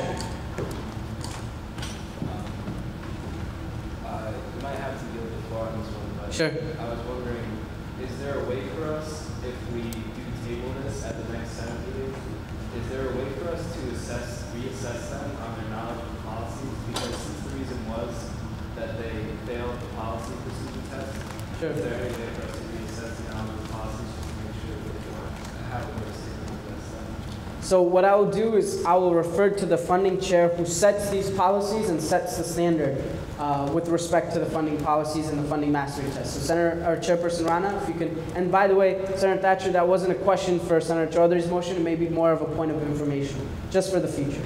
That would be something that you would ask me. Yeah. Probably not something you would do through the mastery test itself, because the mastery test would have been in regards to the spring fall 2013 mastery test itself. The only way we could do that is maybe asking them questions or something, but I don't think we're going to get really any. We're not going to progress doing that sort of thing. Really. Now, again, for questions to lay table, or questions to table this legislation. Are there any other questions for Senator Chaudhary? Senator Conrad? Sure. What is the mastery test? So I'll refer to the funding chair.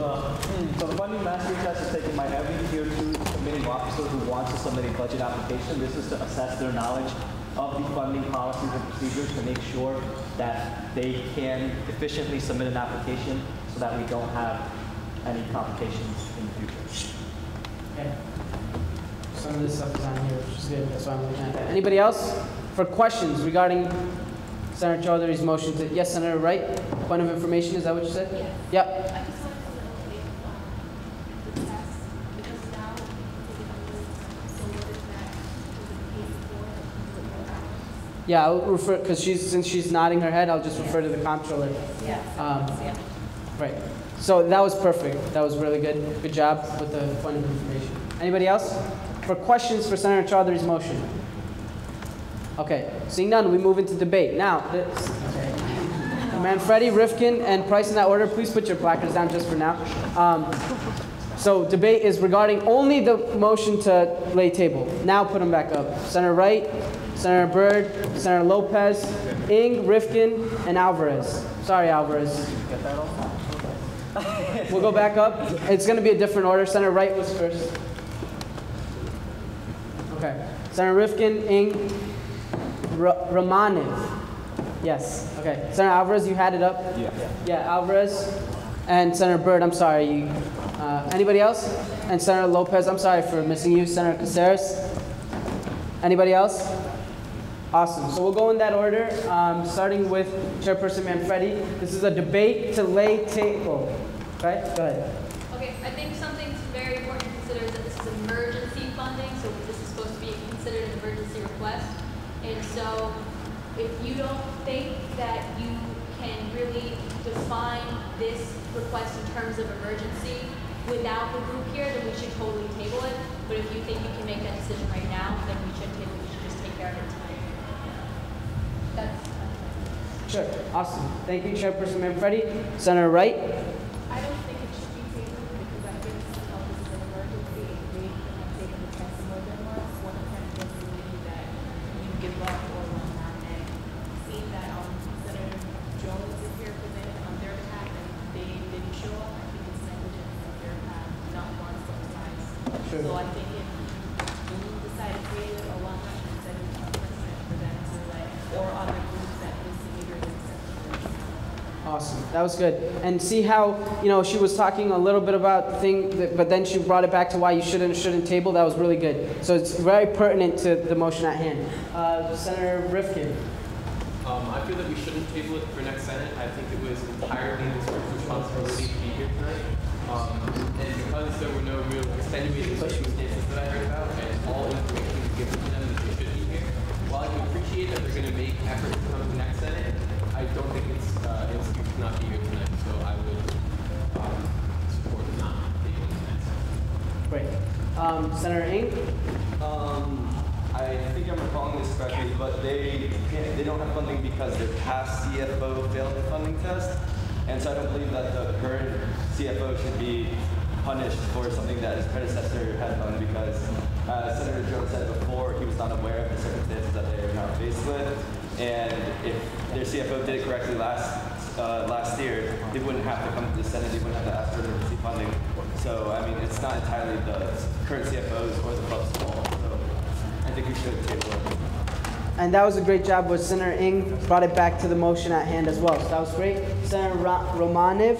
Romanev. I don't think we should table it, and just because, like we say, their current CFO is obviously not to blame for the state of the other one, but they can go about it the right way and just apply for the spring to get this money in the right way, so we don't have to make a decision based on the emergency funding.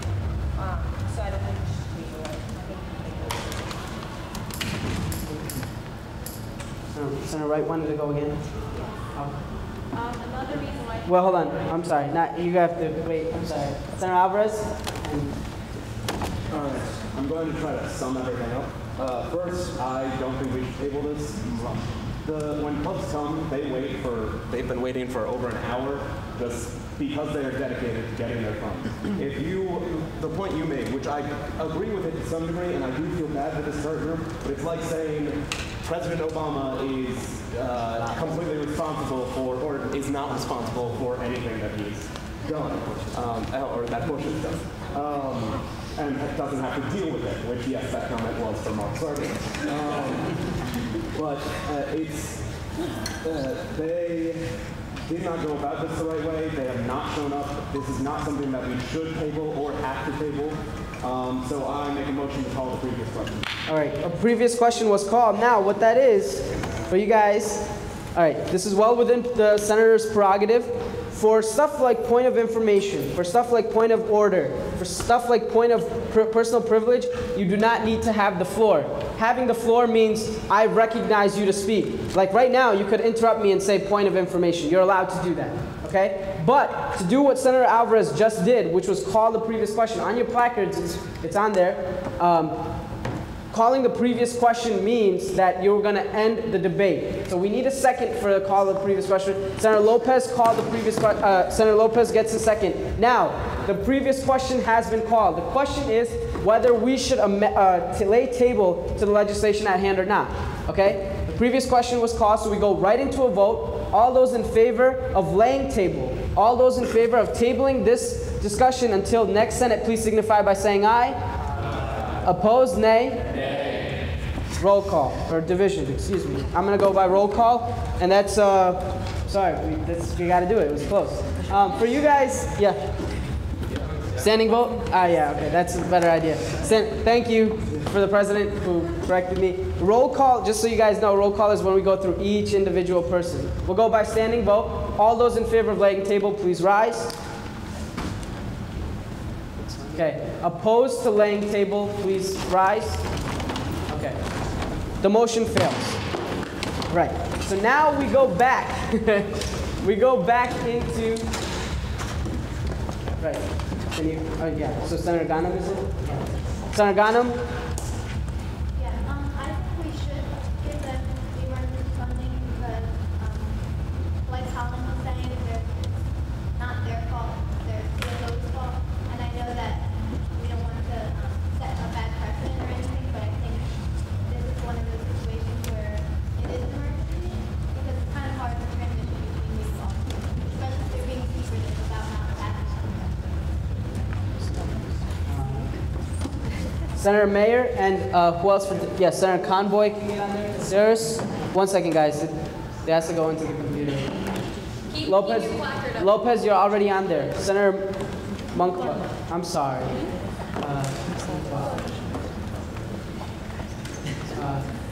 Senator Carone, Rifkin, you're already on there. We're missing this side. Senator Byrd, Senator Khan, Senator Conboy, she's not on there already? Okay, yeah, you have to wait until it gets up on there. Did you get Conboy? Ortiz, File, and Clark. File's already on there. Clark?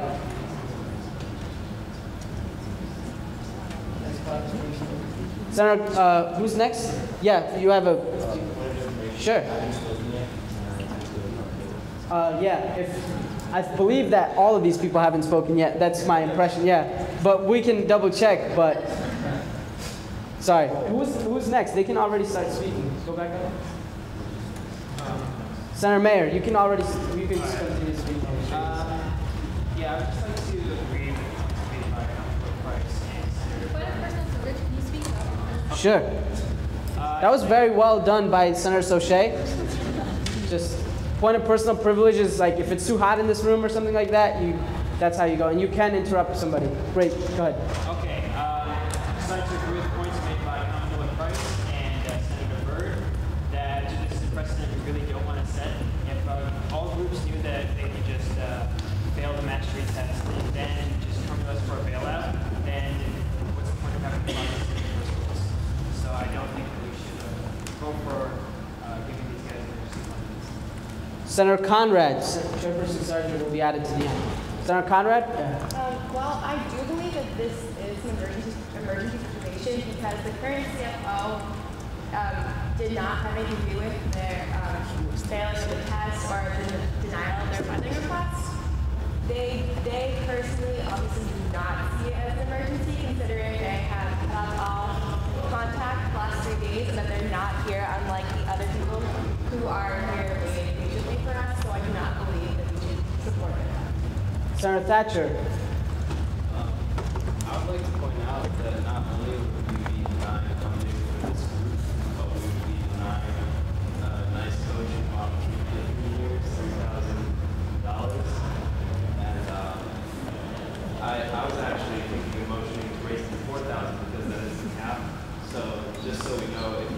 decide to fund them next time, we can't make up for this time. We totally denied and for this semester. So are you making that motion to amend to 4,000? I'm not. I was thinking of making a motion. I just wanted to clarify. Great. So Senator Caceres? I'm a strong proponent of giving the boxing club the funding money because I completely support Senator Thatcher's comment. This coach has been working with these guys for I don't know how many years, probably 3 years around there. You know, he hasn't requested any money. These guys want to do it out of the interest of the coach because he's been dedicating the time. Now, I'm not a boxer myself, but because I strongly believe that these guys deserve this money so that these kids can continue boxing. This is a club of UConn, and so I strongly believe that we should continue this club. It's been at UConn for X amount of years. So just making a decision right now to X the funding and possibly not have a coach for the boxing club, I don't think that's a smart decision on any of our parties. Great. Thank you, Senator Caceres.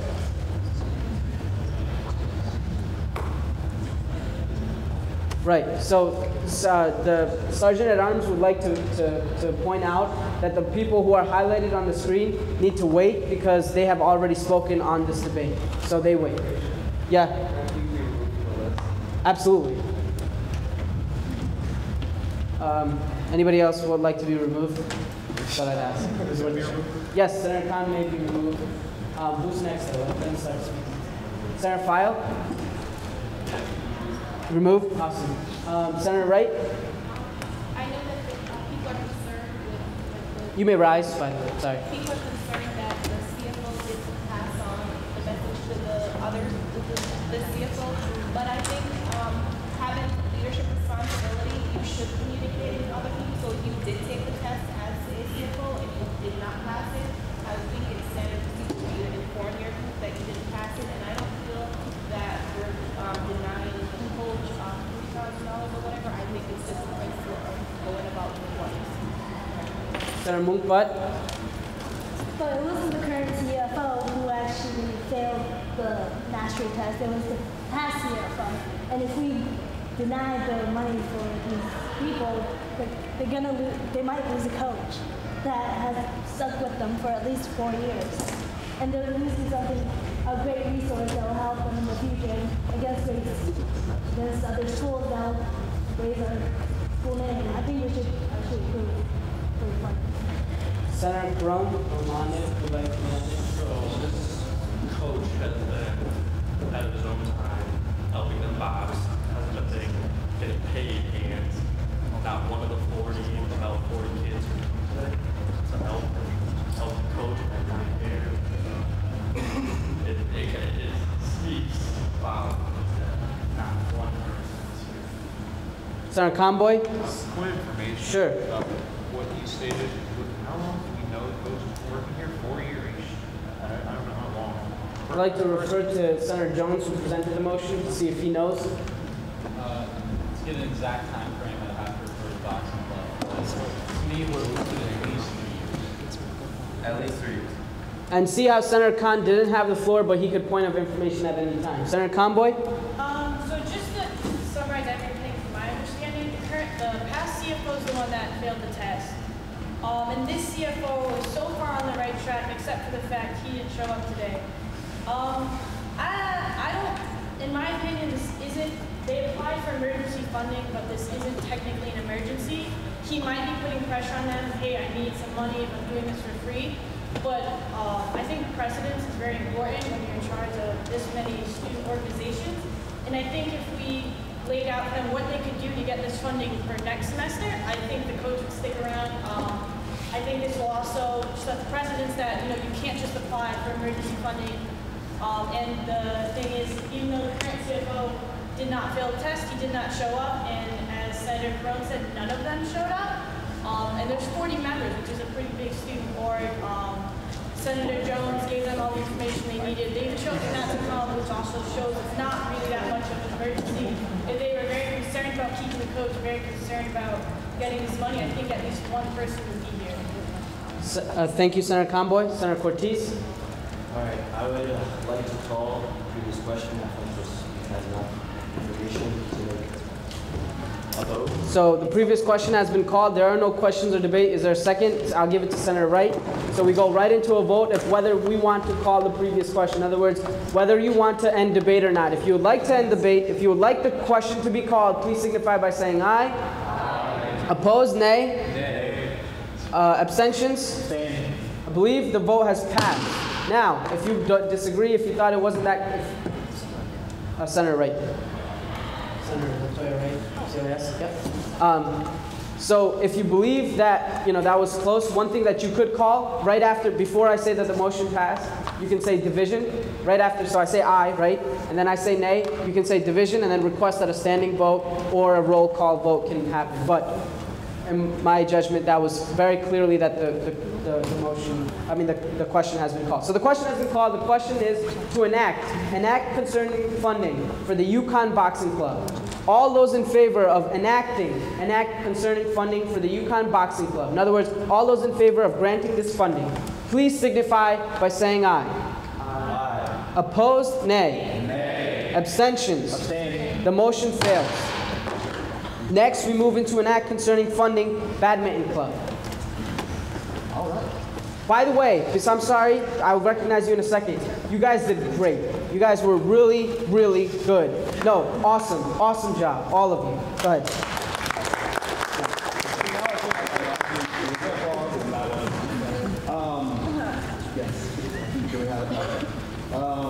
And yeah, that was very good. This one's going to be a bit simpler. You got it out of your system to attack it. Don't attack mine. But all right, I'm going to read it for y'all. An act concerning emergency funding for Yukon Badminton Club. Whereas the undergraduate student government is charged with improving the experiences of the student body through the funding of undergraduate student initiatives. Whereas the Yukon Badminton Club has requested funding for their initiative to contract a coach for $2,000 in order to advance their skills and knowledge of the sport. Whereas the above-mentioned initiative has a high likelihood of success and bears clear merit to the student body, therefore be it resolved that the undergraduate student government allocate 100% of the requested $2,000 to the above-mentioned initiative of Yukon Badminton Club. And I motion that. Right. Is there a second? Senator Lopez gets a second. Now, we move into questions. Chairperson Rana will be first. Questions regarding the motion, Senator Chairperson Manfredi, Rifkin, Mayers, Caceres. I'm sorry? Myers. I'm so sorry, dude.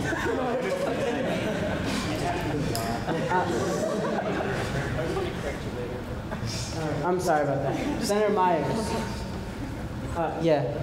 Mike Myers. Okay.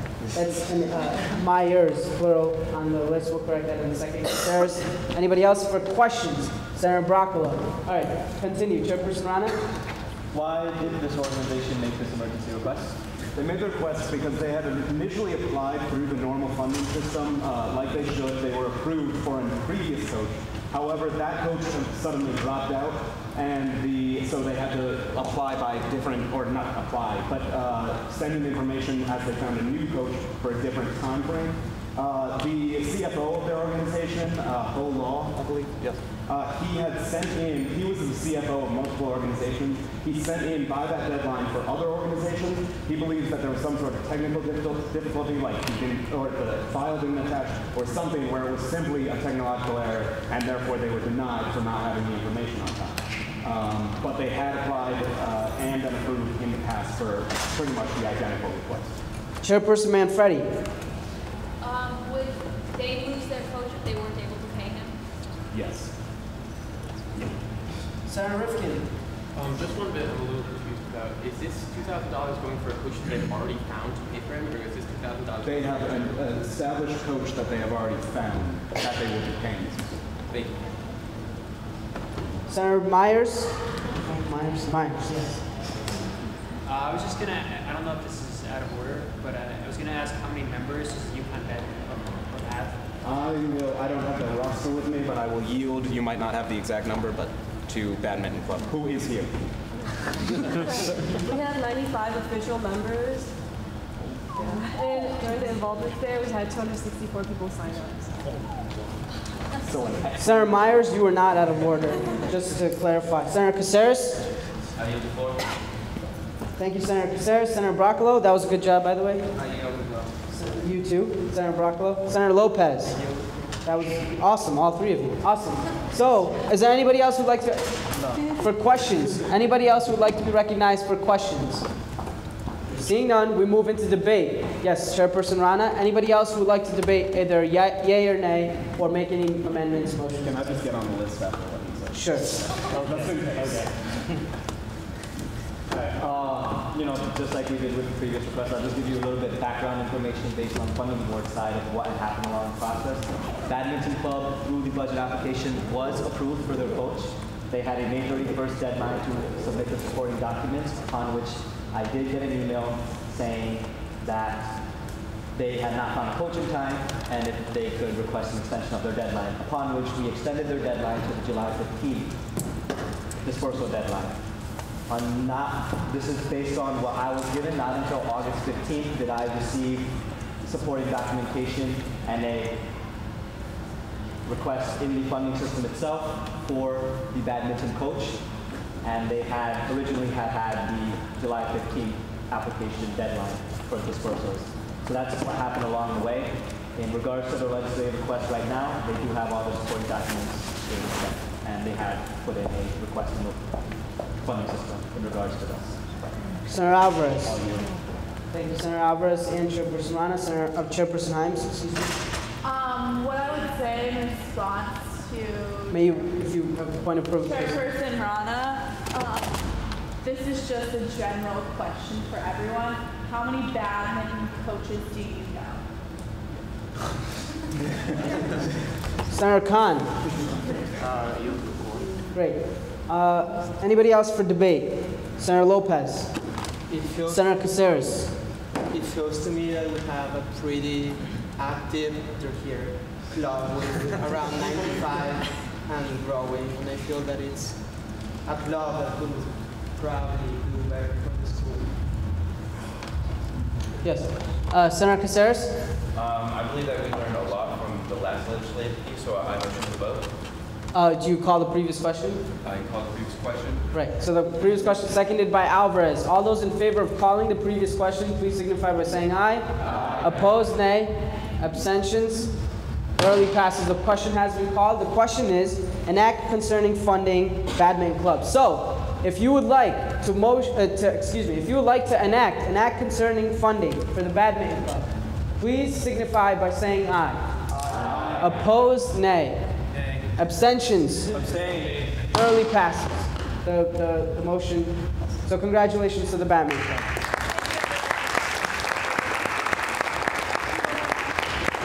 The next and last legislative item on our agenda is an act concerning funding for the trampoline club. Senator Alvarez? Actually, both of us are going to do this? Sure. Senator Essig, you as well. He is a new senator. Great. Good doing a trial run. An act concerning emergency funding for UConn Trampoline Club. Whereas the undergraduate student government is charged with improving the experience of the student body through the funding of undergraduate student initiatives, whereas UConn Trampoline Club has requested funding for their initiative to contract a coach and facilities in order to further their skills and knowledge of their activity, whereas the above-mentioned initiative has a high likelihood of success and bears clear merit to the student body, whereas this request reflects newly corrected conflicts within the USD funding policies, whereas the UConn Trampoline Club agrees to rescind their previously allocated partial funding upon passage of this legislation. Therefore, be it resolved that the undergraduate student government allocate $2,700 to the above-mentioned initiative to contract a coach for UConn's Trampoline Club. Be it finally resolved that the undergraduate student government allocate $3,200 to the above-mentioned initiative to reserve facilities for UConn Trampoline Club. So as stated, the UConn Trampoline Club was initially granted 65% funding for coaching and facilities as a Category B request. These allocations occurred during the semester request process. However, policies concerning funding for coaches were recently clarified, and coaching should be funded at 100% as a Category B. In regards to facilities, since no trampoline facilities exist on campus, the facilities request should be funded at full as a Category B. With the recommendation of the funding board, funding for coaching and facilities should be granted full funding, both as Category B requests. And the trampoline club does agree to rescind the previously allocated partial funding as granted in this semester request. Senator Sick, that was great. Just want to ask you if the numbers that are presented on the screen are correct. $2,700 for the above-mentioned initiative to contract a coach. Is that correct? Yes. Senator Isick, I'd like to follow up and ask if the $3,200 number is correct for the above-mentioned initiative to reserve facilities. Yes. Great. And Senator Isick, welcome to Senate. This is your first motion. I'll give you the motion. Is there a second? Senator Alvarez will get it because he's standing. It's a good look. Any questions regarding, yes, Senator Rifkin and Senator Ng? We'll go in order. Senator Shu. Sure. I don't know. Anybody else? Senator Fayal. I don't know much about trampoline club at all, but so is there any kind of competition element against other schools? Actually, yeah, I'll allow it. To the member of trampoline club who is here. Sure. Do you want to pass this over to them while they're answering questions, please? This is there is not. There is no competition. Okay. And I guess my follow-up question to that then would be, what exactly does the coaching entail? What does the coach entail? What does he do? Senator Rifkin's question is directed to the person who motioned, which is Senator Isick, and if Senator Isick yields to the representative from the trampoline club. Right. So the coach oversees the teaching of techniques to the students. You need to be a safe, qualified instructor. A student on a trampoline needs to be overviewed. It could be a dangerous sport, concussion, whatever. It just needs to be overviewed. He has a very lengthy experience. People he's taught before have gone on to the Olympics. I'll allow it. Has this been funded in the past? Has this coach been funded in the past? Yes, we've been using this coach for many years, way before I even came to UConn. We've been using the same coach since the start of this club. Okay, thank you. Senator Ng? Senator Shu? How many members do you have? Right now it's around 35. Senator Fayal? How many times do you guys go a week and how long? So right now, the previous years, we've always gone Tuesday, Thursday, 5:30 to 8, and it's about a 45-minute drive to Plainfield, Connecticut, which is where the facility is located. Comptroller Price? Again, these questions are to Senator Isick. Please just stipulate that you yield. Sure. So, not really. Just to clarify, if I understand the situation, Trampoline Club applied as one request, and so by default of the funding policies at the time of application, the request was funded as category D, similar to many other groups that do the same thing. Yes, and because it was confusion in our funding policies, we recently revised them at the previous Senate because this was such an area of confusion for these groups. And in the past, this group has been funded at 100% for all of its requests every single time. Senator Bergman has two hands in. What, can I ask a follow-up? You may. So was the materials for the facilities reservation, that was 65%? That was funded 65% this time. However, that was because the funding board overlooked the part of funding policies in which it can be bumped up to a category B, which it has been every single time they have applied in the past. Senator Bergman. Senator Bergman, you yield? Is that what you said? I didn't hear you. I'm sorry. Senator Rifkin, unless there's anybody else who'd like to ask questions who hasn't spoken before. Senator Clark.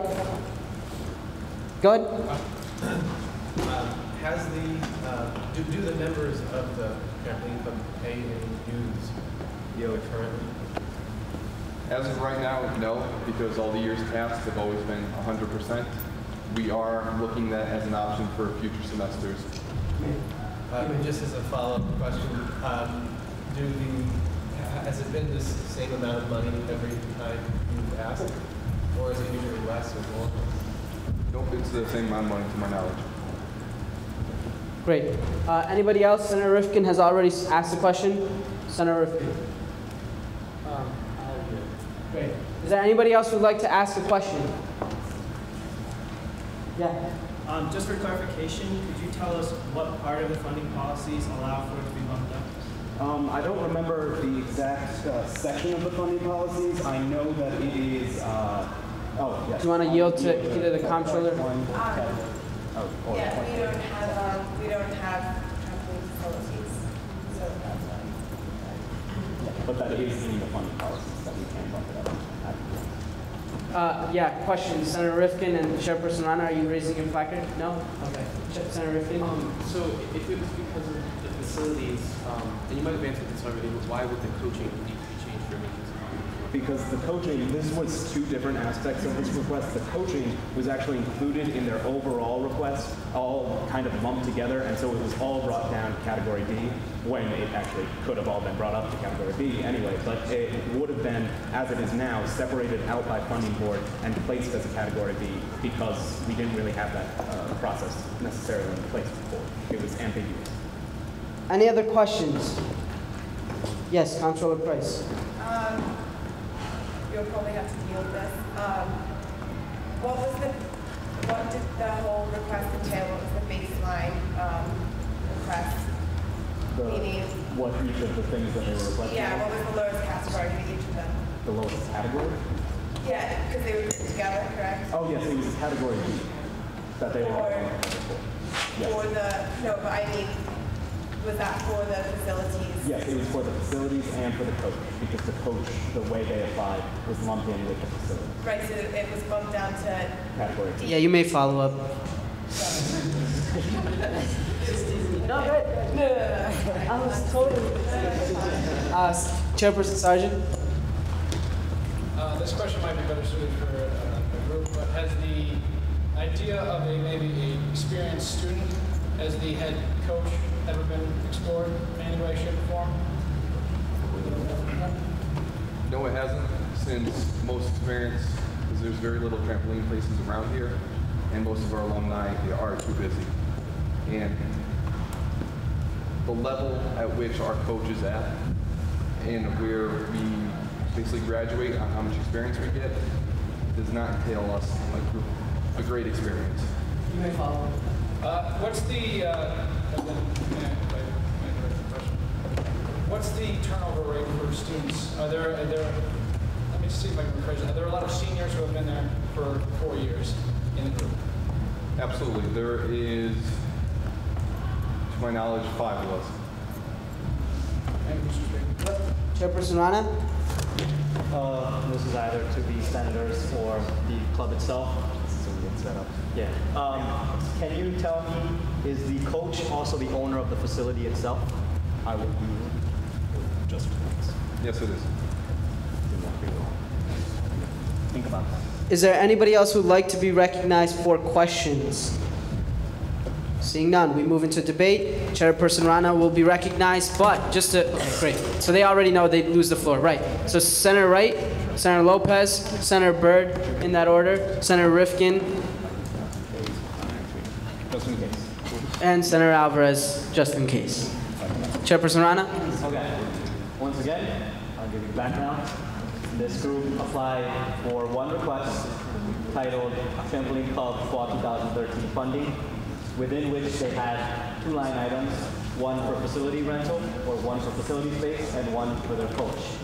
As it was stated, it was numbers similar to what is on the legislation itself. The group was categorized, the request was categorized for Category B. This might have also been because, this might not be correct, but they might have also had a 3rd line item for transportation. They did? Yes. Okay. So they had 3rd line item for transportation itself. The way that the policies were written, we classify a request as a single event, order, or service itself. Since all 3 were in one request itself, rather than cutting the application to a Category E, we bumped it all down to a Category B itself, which is why the coach, the facility, and the transportation itself were all cut to Category B.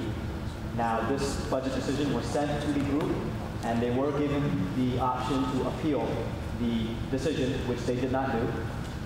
Following that, they had the May 31st deadline upon which they submitted all of their information. And then through conversation with the current CFO they decided that they would want to submit this legislative request. One more thing. With this legislative request, they do have all their information in order. And yeah, I think I covered everything. Did I just remember something? It was not an appeal, no. They did not appeal the decision. What? No, I said they did not appeal in the budget process. Great.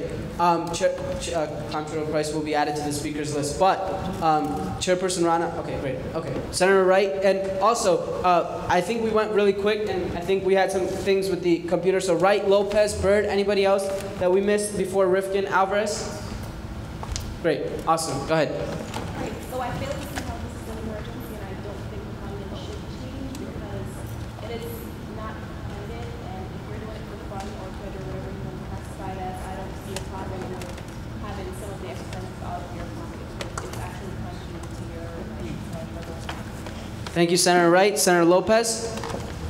I would want to ask, does anyone else know about anyone who does trampolines? Coaches it? Who?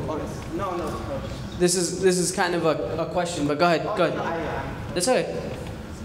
The only person that I actually know, she's from Spain. She's been to the Olympics twice, and she won a bronze medal once. So I feel that if we do let this club get its funding, we will probably, maybe, hopefully, be fostering Olympians, which would be pretty well.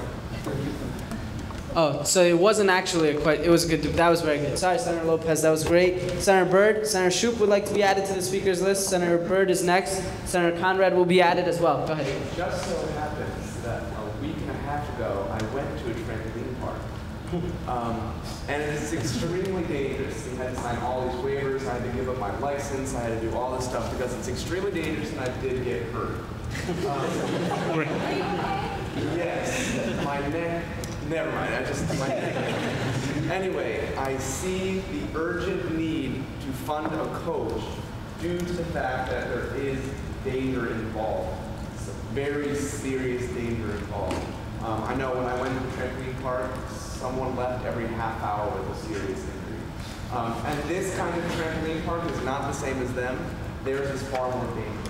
So I urge you all to fund this club because they really do need a coach for safety. In all seriousness, they do need a coach. Yeah, sure. Just a little clarification. So, are we talking about funding a coach, or do they already receive funding and we're talking about giving them more money? So no, I'm gonna answer it. So what we're discussing is whether we should enact the legislation, and the reason why I wanted to do that is just to so this clearly stipulates that what the club is asking to do is to be funded in the amounts that are in the be it resolved clauses, and actually, just for the future, for whoever's writing the legislation, the be it resolved should also extend to the rescindment clause as well, because that's an action. So you're resolving to rescind those funds too, just in the future. I was told by Dawn and Daria that we couldn't specifically, or by a few people, that we might not be able to specifically tell them that they had to. They have agreed to do this upon passage of the legislation. It's not something that we necessarily are making them do on passage. Okay, so that's a great clarification point. Senator Wright, what we are actually doing is we're resolving to fund them in those be it resolved clauses. We're not even resolving to rescind their funds, but as the senator has just pointed out, they have agreed to rescind or give up their funds. And I'll refer to Senator Wright to Alvarez to say what he... Our resolutions to fund them do hinge on them because it's written in this way, that when we will only resolve these things if they do rescind the funds. So we're not going to be giving them a full 100% on top of the 65 that they already received. Great. We're just making sure that it's easier basically to process for our office workers.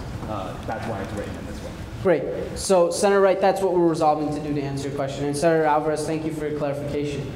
Senator Wright was a point of information, so it doesn't matter. Senator Rifkin will go on and continue on to the speakers list. This is debate. Great. Senator Rifkin yields. Senator Alvarez. All right. I just want to make you all feel at ease, because I understand what your concern was in terms of the term emergency funding. This is emergency funding because of two reasons. One, our policies were not clear initially when they did apply for this.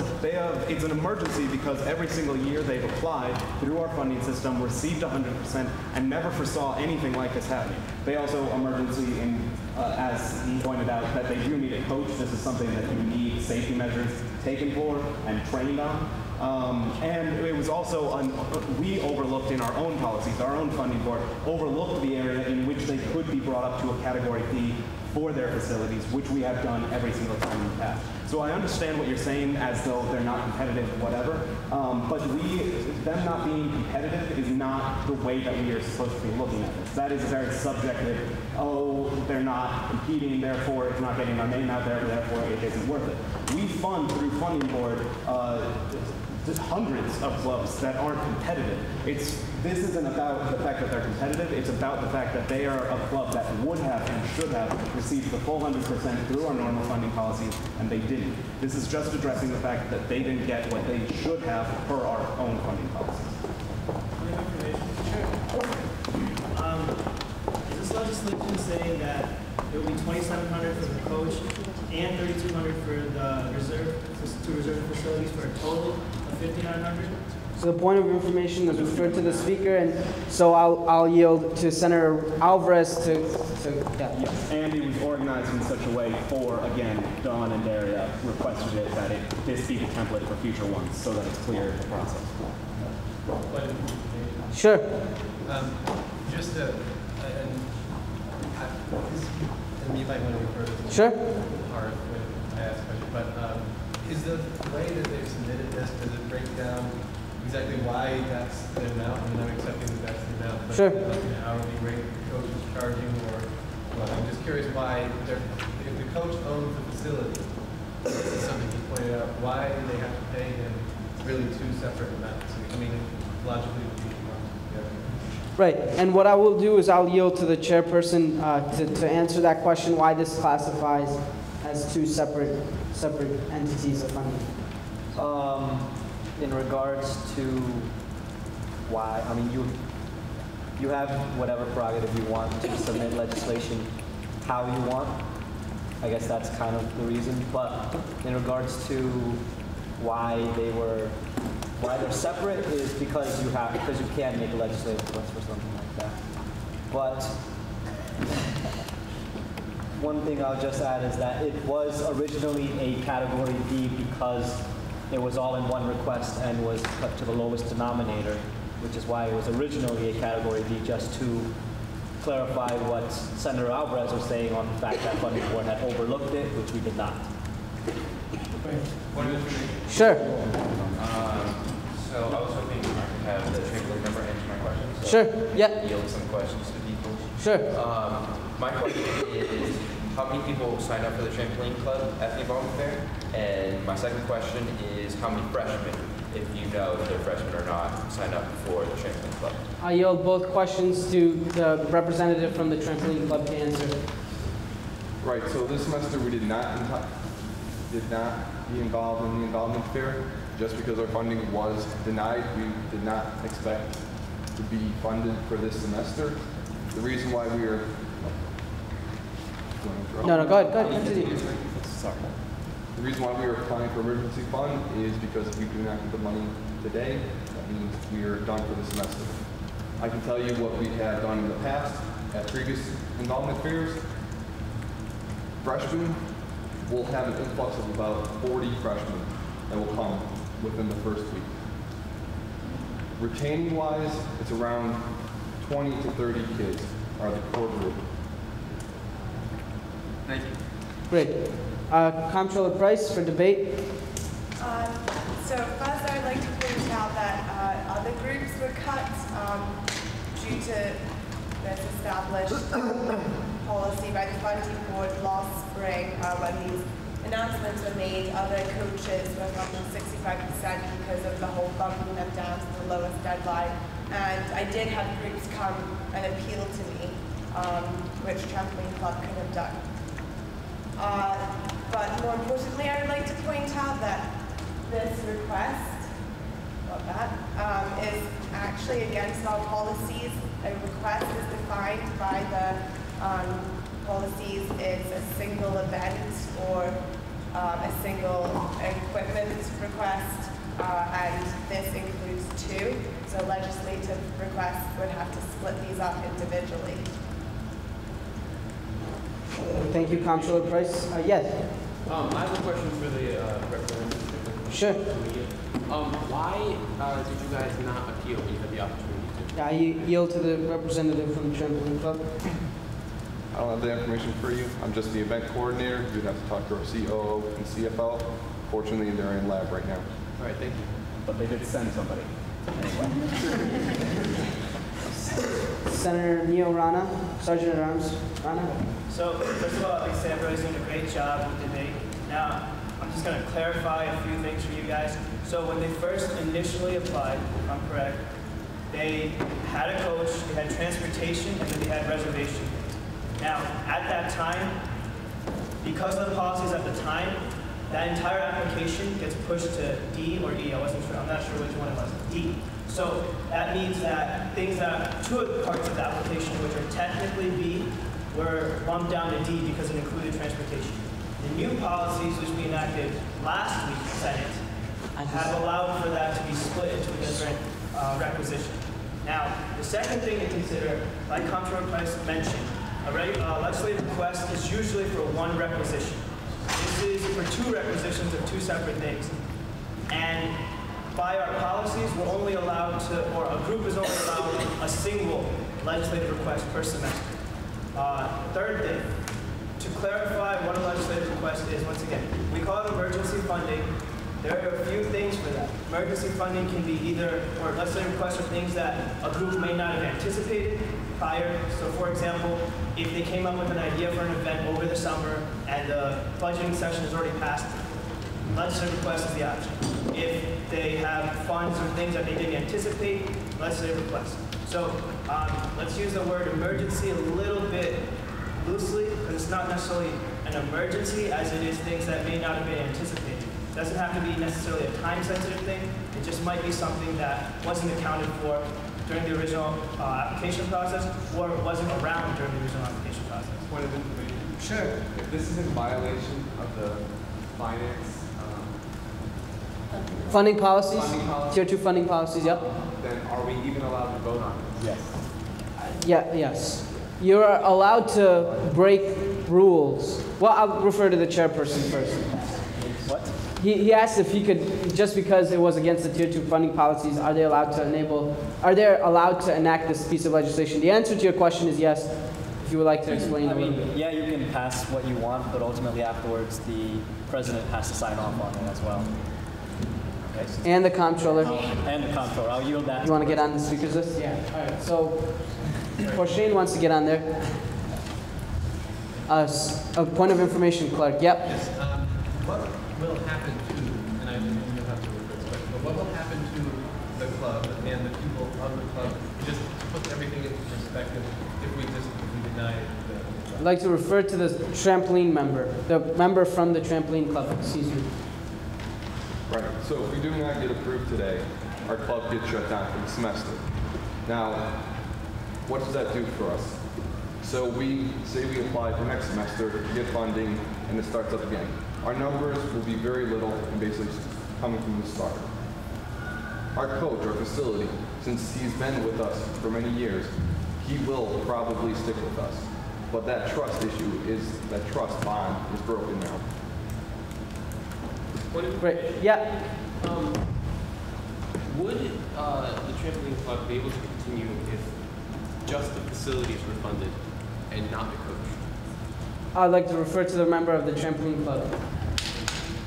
So facilities, yes, but he is a very specialized coach, a very highly experienced coach, so I cannot have that definite answer. He is probably going to require that stipend. Guys, I just want to make a note because we're getting a lot of questions, and that's great. You know, just a lot of these things would actually classify as questions during the questions component of the legislation. So, but that's all right. I mean, I understand that questions arise and stuff like that. But technically, these aren't really, you know, whatever. So let's continue. Senator Shoup? I motion for the previous question. So Senator Shoup would like to call the previous question. Is there a second? Second. Okay, there's no debate. I'll give it to Senator Lakshkar Nayagam, even though Caceres had it, but we'll give it to Lakshkar Nayagam because he was... personal privilege. Sure. As the sponsoring senator on this legislation and its author, can I respond to the numerous questions that have come up that haven't been clarified by either the comptroller as there was additional pause without actually being addressed properly? You may not. And here's...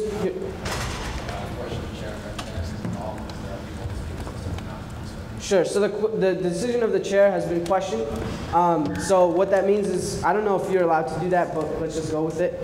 So you guys can vote, and this will give the opportunity to effectively decide whether you want to follow Senator Alvarez's concerns or not. So if you vote in favor of my ruling, then we continue on into calling the previous question. If you oppose it, then you do have that opportunity for Senator Alvarez to respond as he expressed his concerns. So all those in favor of upholding the decision of the chair, please signify by saying aye. Aye. Opposed, nay? Nay. Okay, so we will go into, what was your point of personal privilege? Yeah. Right, okay, so, sure.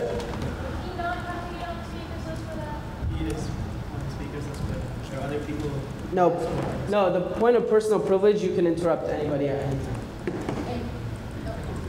I thought that was more for like climate things and more for like environmental things instead of speaking rights. Yeah, so the real way to do that would just be to suspend the rules, and he would have to have the floor to do that, which is why I think he did it that way. But, okay, all right, so we're getting into a lot of Robert's rules, all right? So what Senator Alvarez could have done also would have been to urge people to call the previous question, to fail the calling of the previous question. Does that make sense? So in other words, if people had voted down the previous question, then effectively we would have been doing the same thing. And that's why I ruled the way I did, is because there's no real, what you're saying, is there's no Robert's Rules way of going back other than to call the previous, to make the previous question fail. Does that make sense? So you're allowing him to try and send the speakers. Well, I was overruled by the body, so. No, I thought you were overruled for calling the previous question. No. Okay. I was, yeah, well, no, I'll explain. Senator Shoup did, right? Senator Shoup did. Senator Shoup called the previous question, it was seconded. Oh, they were voting down your, okay, gotcha. They were voting down my ruling to go with Senator Shoup's previous question. So we're breaking. And so Kevin's is out of order. Yeah, that's basically what I'm saying. It's out of order, you can't try and send the speakers list. Yes. So I think pretty much what happened. I'll let him talk for a little. Senator Shoup's motion was recognized by the speaker. Then Senator Alvarez motioned for personal privilege in order to transcend the speaker's list. It's not a motion, but yeah. Not a motion. And the speaker, by Robert's rules, shot down that motion. Didn't recognize it. No, I didn't recognize it, but there was no Roberts. He was out of order in doing so. Does that make sense? And because of that, the decision of the chair was opposed, and therefore it was overturned by the body, giving Senator Roberts the ability to do what he wanted. That's what I was confused about. I thought we were voting on something else. That is out of order, but that's okay, is what I'm saying. Right? No, you don't go, no. Oh, yeah, actually, because your point of personal privilege was to, right. So he's out of order, but yeah, since they voted. It's okay. Go ahead. You can respond to the question. All right, I'm going to clear up a few things because I think the general attitude right now is that you're not going to pass this, which is kind of really ridiculous, and it's because of a misunderstanding that's just happened. What Comptroller Price was referring to, I think the Comptroller is mistaken in that it is two separate requests. They all are and were in their original application packed together as one because facilities and the coach do come together, as the coach is the person who owns the facilities, and it is stipend to him to train them at that facility, which that facility is the reason that group exists. And that's the reason, in case that wasn't made clear before, the reason they can be bumped up to Category B requests is because we do not offer their facilities on this campus, and therefore they have to go to another facility in order to exist as a club. As he said, they will completely dissolve after this if we do not fund them this. And again, they have been funded 100% every single time they have ever applied with us. They have shown up, they have done every single thing possible. It is per our funding policies, as the chair has, as the chair of funding board has said and recommended, that they were per our funding policies. We can pass this, we should pass this, and it is our prerogative to pass it. We need to fund this group. These are not two separate requests. It is phrased in that way because of the request of our office workers who wanted it to be made more clear in order to process it easier.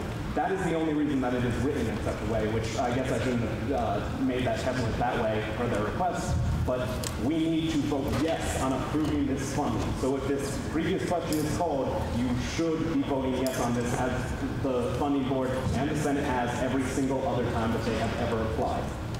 Right. Thank you, Senator Alvarez. Now we go back into calling the previous question. So all those in favor of calling the previous question, please signify by saying aye. Aye. Opposed, nay. Nay. Abstentions? The previous question has been called. So we move into, I'm sorry, is there a hold up or not? No, I know.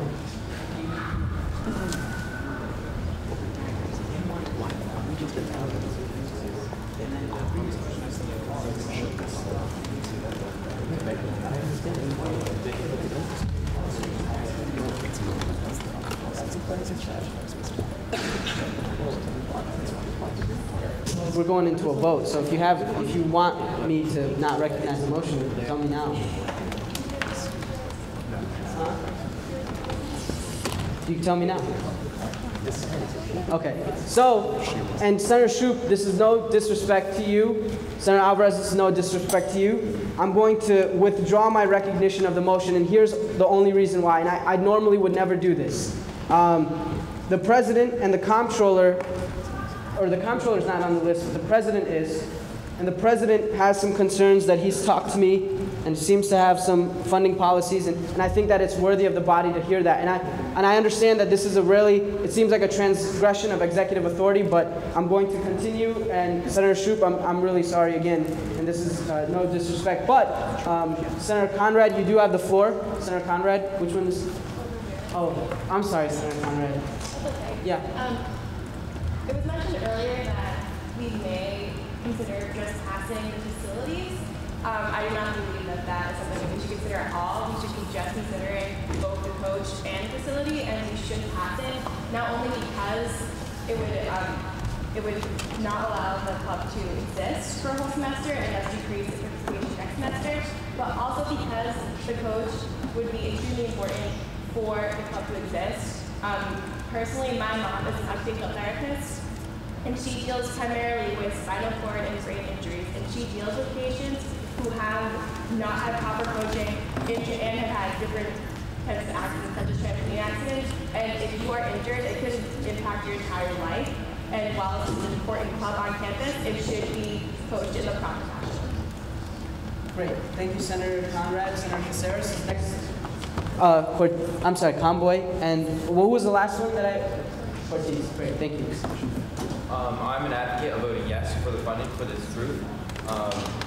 As a freshman and as a freshman class senator, that's a pretty large number. That's a substantial number of freshmen who want to be in the trampoline club.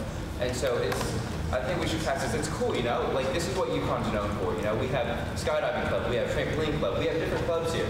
And it offers a lot of kids different opportunities. You know, one kid who's in trampoline club might not do anything else, but is in trampoline club. So we should help this one kid, even if it's only one kid, to pursue his interest in this trampoline club, which is really cool. Like, how many schools offer trampoline club? How many schools? I know we're not talking about skydiving, but how many schools offer skydiving club? Not many.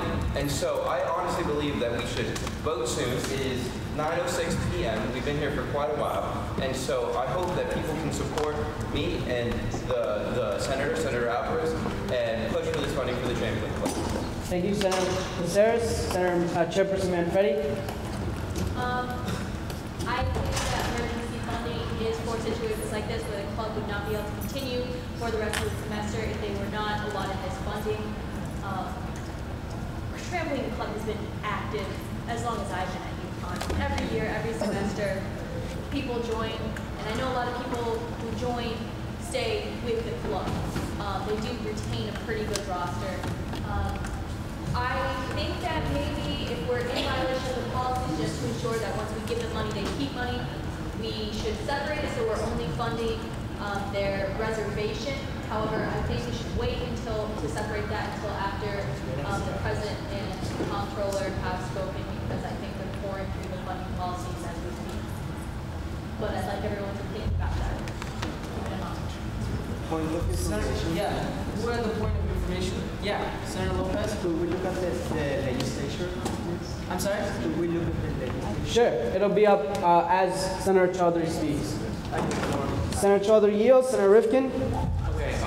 I just don't think we should pass a piece of legislation that is not in line with funding policy. I agree that this group should be funded, but I just want to make sure we do it the correct way, so we'll go through UFG in the proper way. So I guess I'm wondering, this is the question, can we amend this so we're able to fund it correctly according to funding?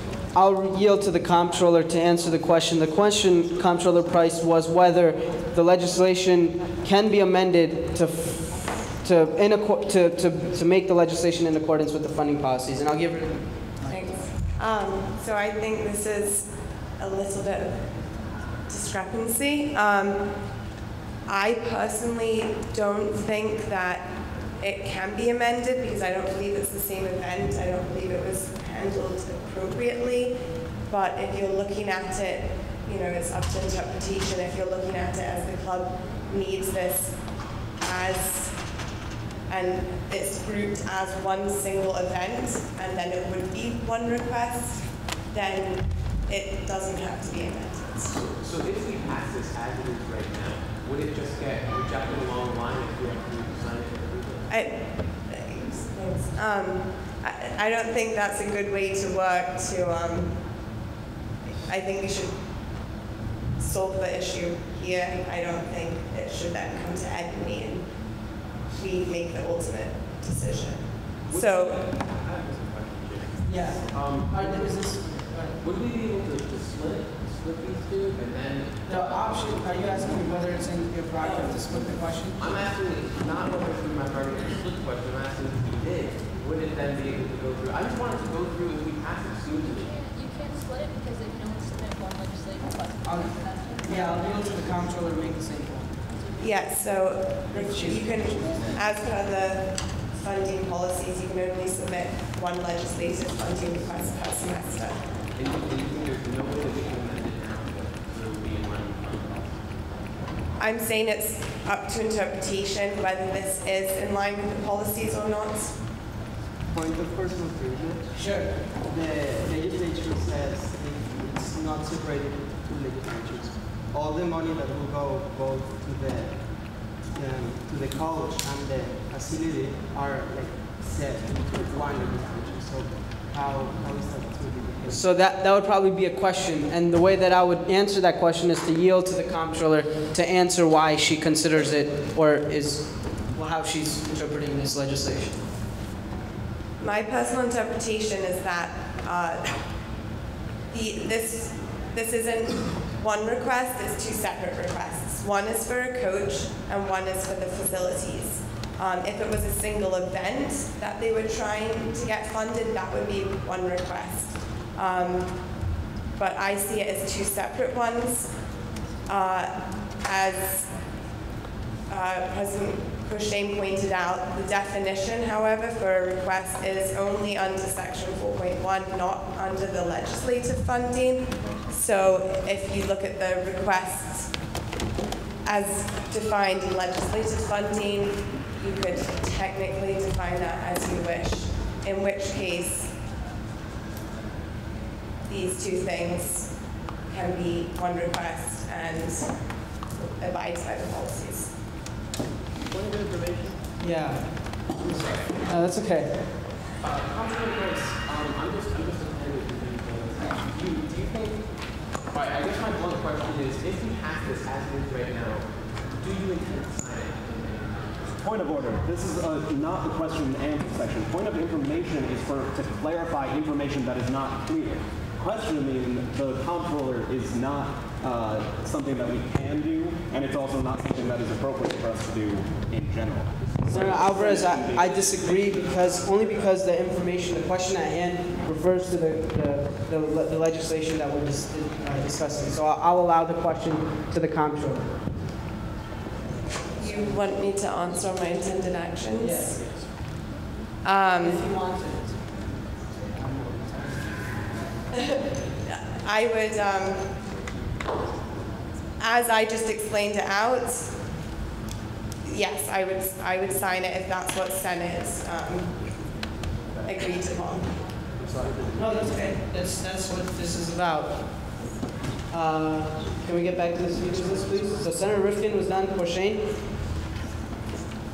Basically what I was going to explain is just mostly explained, but yes, the way that I would interpret this, if the Senate passed and it hit my desk, would be that the club needs both a coach and a place to practice in order to have practices. So I would consider this one legislative request, which is defined differently than semesterly requests, so that's a separate thing. Policies are vague, it might be something to look at later, but I would view this as one legislative request that the club needs both in order to succeed, and I would sign this. Great. Senator Broccolo? No. I yield. Yeah, Senator Cortez. I'm sorry. Senator Comboy, I skipped you. Himes will go on. Chaudhary will go on as well. Yeah, I just had a quick comment to say, obviously this can be read as two different things or one thing, and I think at the end of the night, we've been meeting this. We're here to help a club that has been here for years and actually this is here, and you guys are here because you want to help the university, and this club will add diversity. So I think that's just something to keep in mind instead of just trying to beat it up and trying to almost potentially getting rid of something. And because of that, I want to call this question. I'll go with it. Senator Comboy calls the previous question, seconded by Alvarez. All those in favor of calling the previous question, please signify by saying aye. Aye. Opposed, nay. Abstentions?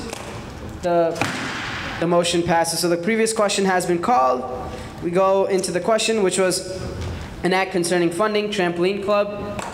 All those in favor of enacting, hold on, he'll put up the legislation. An act concerning emergency funding for UConn Trampoline Club, please signify by saying aye. Aye. Opposed, nay. Abstentions? Thoroughly passes. Great. Congratulations. Thank the member for bearing through this, because I know this is a rigorous process, and so kudos to you for staying here and actually supporting your trampoline club. He had $5,900 at stake, so that was good. No, I agree, Senator Saris.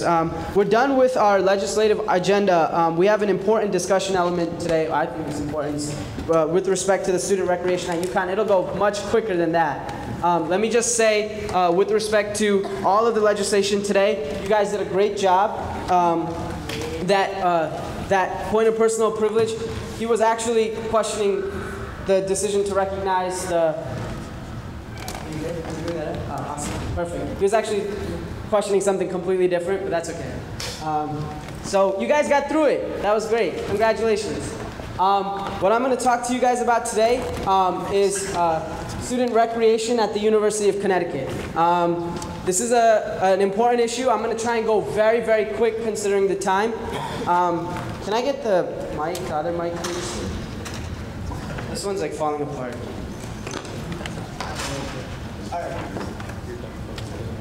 All right. So student recreation at the University of Connecticut. Yeah. Does anybody not have page 2 of this? I noticed some people would not take both the pages. Two pages, come back on both sides. Does anybody ever be at 2 pages? Okay. Just willing? Not at all right, good. Great. Student recreation at the University of Connecticut, this slide set, I have my name on it because I'm the one who put the slides together, but I want to emphasize that this is an initiative that hopefully the entirety of the undergraduate student government will take up, but right now is of personal interest, or not personal interest, but of professional interest in the executive committee to President Corshane's executive committee. This is something that we're all working on. So student recreation at the University of Connecticut. So the focus of this talk or this presentation will just be to briefly discuss potentially impending changes to student recreation at the University of Connecticut. So, impending changes being with respect to a new facility or a new building. The other thing that I want to talk about today is discussing the undergraduate student government's objectives in this process. In other words, what you guys will be doing throughout this process, what we will be doing as an organization, hopefully, throughout this process. And the last thing that I wanted to do was introduce you, or as you being senators, to the larger, quietly boisterous changes that are occurring on this campus. I say quietly because not many people may know about them, but I say boisterous because, well, as you'll see, there are pretty big changes that are going to be proposed. So, the first pertinent question is, are student gym needs satisfactorily being met on campus? And that's a question I'll kick out to you guys. What do you guys think, real quick? Yeah? No. Anybody else? Yeah. Not at all? Okay. Who uses the gym here by a show of hands? Okay, you guys use the gym regularly. One of you tell me how you feel about the gym. Yeah, go ahead. Small and always crowded. Anybody else? Yeah, go ahead, Chaudhry. I was going to say the same. Same exact thing? Yeah, go ahead. I'm a freshman, and I feel like I'm going to get lost if I try to go somewhere that I've never been. Okay. Anybody else? Right, yeah, you don't need to. This is discussion, so go ahead. Arcade. Arcade, right. So the pertinent question is, are student gym needs being met? And the answer to that is a resounding, as you can see, no. Anybody think that they are being met? Right. So that's representative. It's obviously not an actual student poll that we're conducting here, but you guys are representatives of the students, and your opinion matters. So right now, off the bat, we know that they're not being met. Right? And it turns out that the university agrees. I pulled this picture off of CT Mirror. This is the chairman of the board of trustees. This is the president of our university. This was in an article discussing some of the changes that they're trying to present towards for the university, including Next Generation Connecticut. But one of the things, and this was published, I believe, on August 7th, and the conversations, as Ed and I will both tell you, have been extending far beyond that. But as recently as August 7th, it was very, very public that they were considering, that the president, that is, was considering, and subsequently the board of trustees was considering a new recreation center on campus. So the answer is, well, the administration would tend to agree that the student gym needs aren't being met. Tend to agree, okay? Nothing is set in stone, right? So that doesn't necessarily mean that a building will or will not happen. But they would agree. Okay. A thing about this is, as a result of their acknowledgement of the need on campus for new student recreation space, the president of the university, Susan Herbst, and her team, so the entire UConn administration, has put forth, or the Board of Trustees, rather, the best way of putting this is, they have encouraged that the Board of Trustees consider a new recreation facility. There are two proposals right now that are being considered by the Board of Trustees. The first proposal is a 203,000 square foot building that would cost $100.9 million to make, that would cost us $10.1 million to operate. And these are the presented fees that are going to be put forth in front of the Board of Trustees.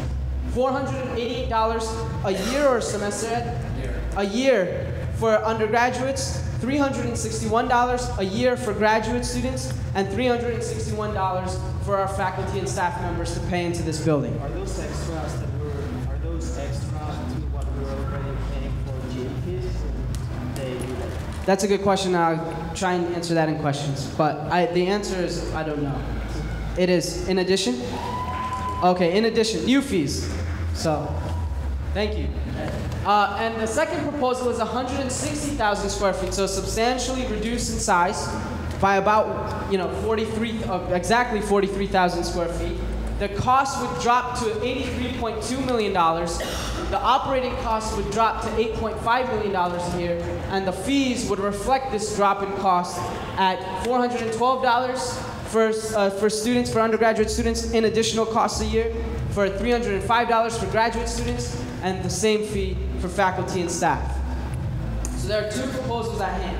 So what does USG do in this? And there are three generic points that are put on here, but I'll explicate them as I go through them. The first and foremost thing is the regulatory, actually I should start with the third one.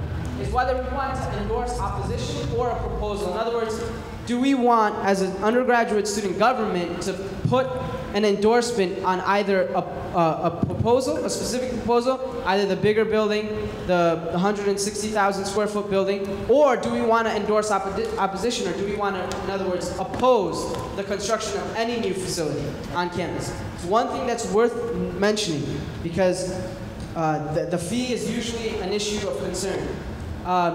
If a building goes up, students will pay for it. That's not in debate that much. $100.9 million in building a building, students will pay for that building if it goes up. Whether that's fair or not, it's another issue, but if it happens, that fee will be implemented. So we want to endorse whether we oppose this bill or oppose this proposal, or endorse a specific proposal, specific building, be it the larger one or the smaller one. The other thing that we want to do is, once we get this building, we want to make sure that there is some sort of a regulatory body associated with maintaining that, or rather I should say, not that there is a regulatory body, but that there's student representation on a regulatory body that would regulate the use of that space. Does that make sense? So we don't want to endorse a building to be built and not have a say in how that building is used. And the third thing, which is the second bullet point listed here, is to maintain access to old space after we build a new building. If you guys have more questions about this, we can definitely, Ed and I will be around for a little bit. We can answer some questions after, but I'm going to go quickly because it's kind of late. So we're almost done. So what are your responsibilities? This is my charge to you. Is first and foremost talk to your constituents, which you should be doing as often and as frequently as possible. But specifically with respect to this recreation center, and the reason why it's so imperative that you talk to your constituents is because next week we are going to have a meeting, a caucus meeting, our informal Senate meeting, that will include these three members of the UConn administration. Mike Kirk, who's the Deputy Chief of Staff to the President, that's the President of the university, not the United States. Laura Cruikshank, who's the University Master Planner and Chief Architect, and Cindy Costanzo, who's the Executive Director of UConn Recreation. The Executive Committee has met with Cindy and with Mike, and Laura on a more one-on-one capacity in the past. But as an entire Senate, we will be meeting with these three people next week, so in 7 days from now. So, and caucus is mandatory, so obviously we'll see all of you there. But think of a question that you're going to ask for these people. If we have these UConn administrators in our office, in our space, in our building, coming to talk to us about a new recreation center, we should have questions for them, especially for something that we all decided was of huge importance to the recreation, to the students that we represent. Are there any questions? Yeah. Has there been any talk of reaching out to alumni to try to, just like you would put a name on a building or a name on a classroom, try to have them pay for maybe equipment costs, maybe have a little plaque to dedicate equipment to them, try to cover things? Yeah, so the question about funding, and that's a good question, and it's a complicated question. We, as the executive committee as a whole, have pressed for consideration of alternative sources of funding, but like I'll refer you to my statement earlier, and that if a building does go up, the students will pay for it. Does that make sense? 100%. So to try and... I'm going to give you a political answer. So to try and summarize a complicated situation into a few sentences, there are three ways a building can get built. State grant, fundraising, and student fees. State grant, the administration has flat out said they're not willing to ask the state because they just got a bunch of money from NextGen. Fundraising, they say it's not, it would take far too long to do it. And again, these are their explanations, but that's what they give us every time we ask, so that pretty much leaves us with option 3. And I get the sense in every conversation that I have that they're just going to go with option 3 no matter what we ask. So it's a question of, is it worth us becoming a broken record on the issue of funding, or do we try and influence the decision that they're going to make anyway to be better than it would be if we didn't involve ourselves? That's a good point, and one thing that I'll bolster one thing that lays credence to their claim about how it would take so long for funding includes the basketball facility that was built. The basketball facility, or was it Burton? No, Burton had money. The basketball facility, which was built only on private donations, solely, exclusively on those kinds of donations. And it took about 4 or 5 years. And how long did the basketball facility take? At least 4 years to get the money. Yeah, at least 5 years to fundraise for that building. That building was about $7 million, I believe was the number that we got. It was a fraction of the cost. It was about 1/10 of, it was a fraction of, we're talking about $100.9 million. So if it took them 5 years to fundraise for that building, it would take them an almost, it would take them almost an unreasonable amount of time to fundraise for our building. Yeah? To my knowledge, there already is like a fee associated with tuition that's set aside for like recreational facilities or other facilities. Yep. You know the exact dollar amount of current like breakdown of the tuition. I have it in my office. If you want to come see me, send that later tonight or tomorrow. Perfect. This would be an additional fee, though. On top of what's already existing? Yes. Okay. That's what the president just clarified. Yeah. You don't think that fee that you're paying in your tuition is going towards the new building? Because it's not. No, it's going towards recreation already. Current recreation. Right. Yeah, I just want to make sure that Any other questions? Great. So if you do, you want to ask in private, Ed and I will stick around for like a little bit.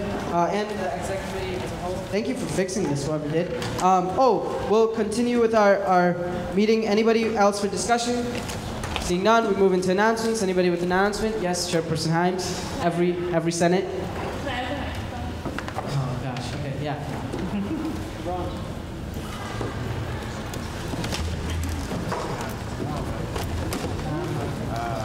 We'll take it back to. All right, so if you know me, you know that I really like to be happy and like end everything on a very positive note.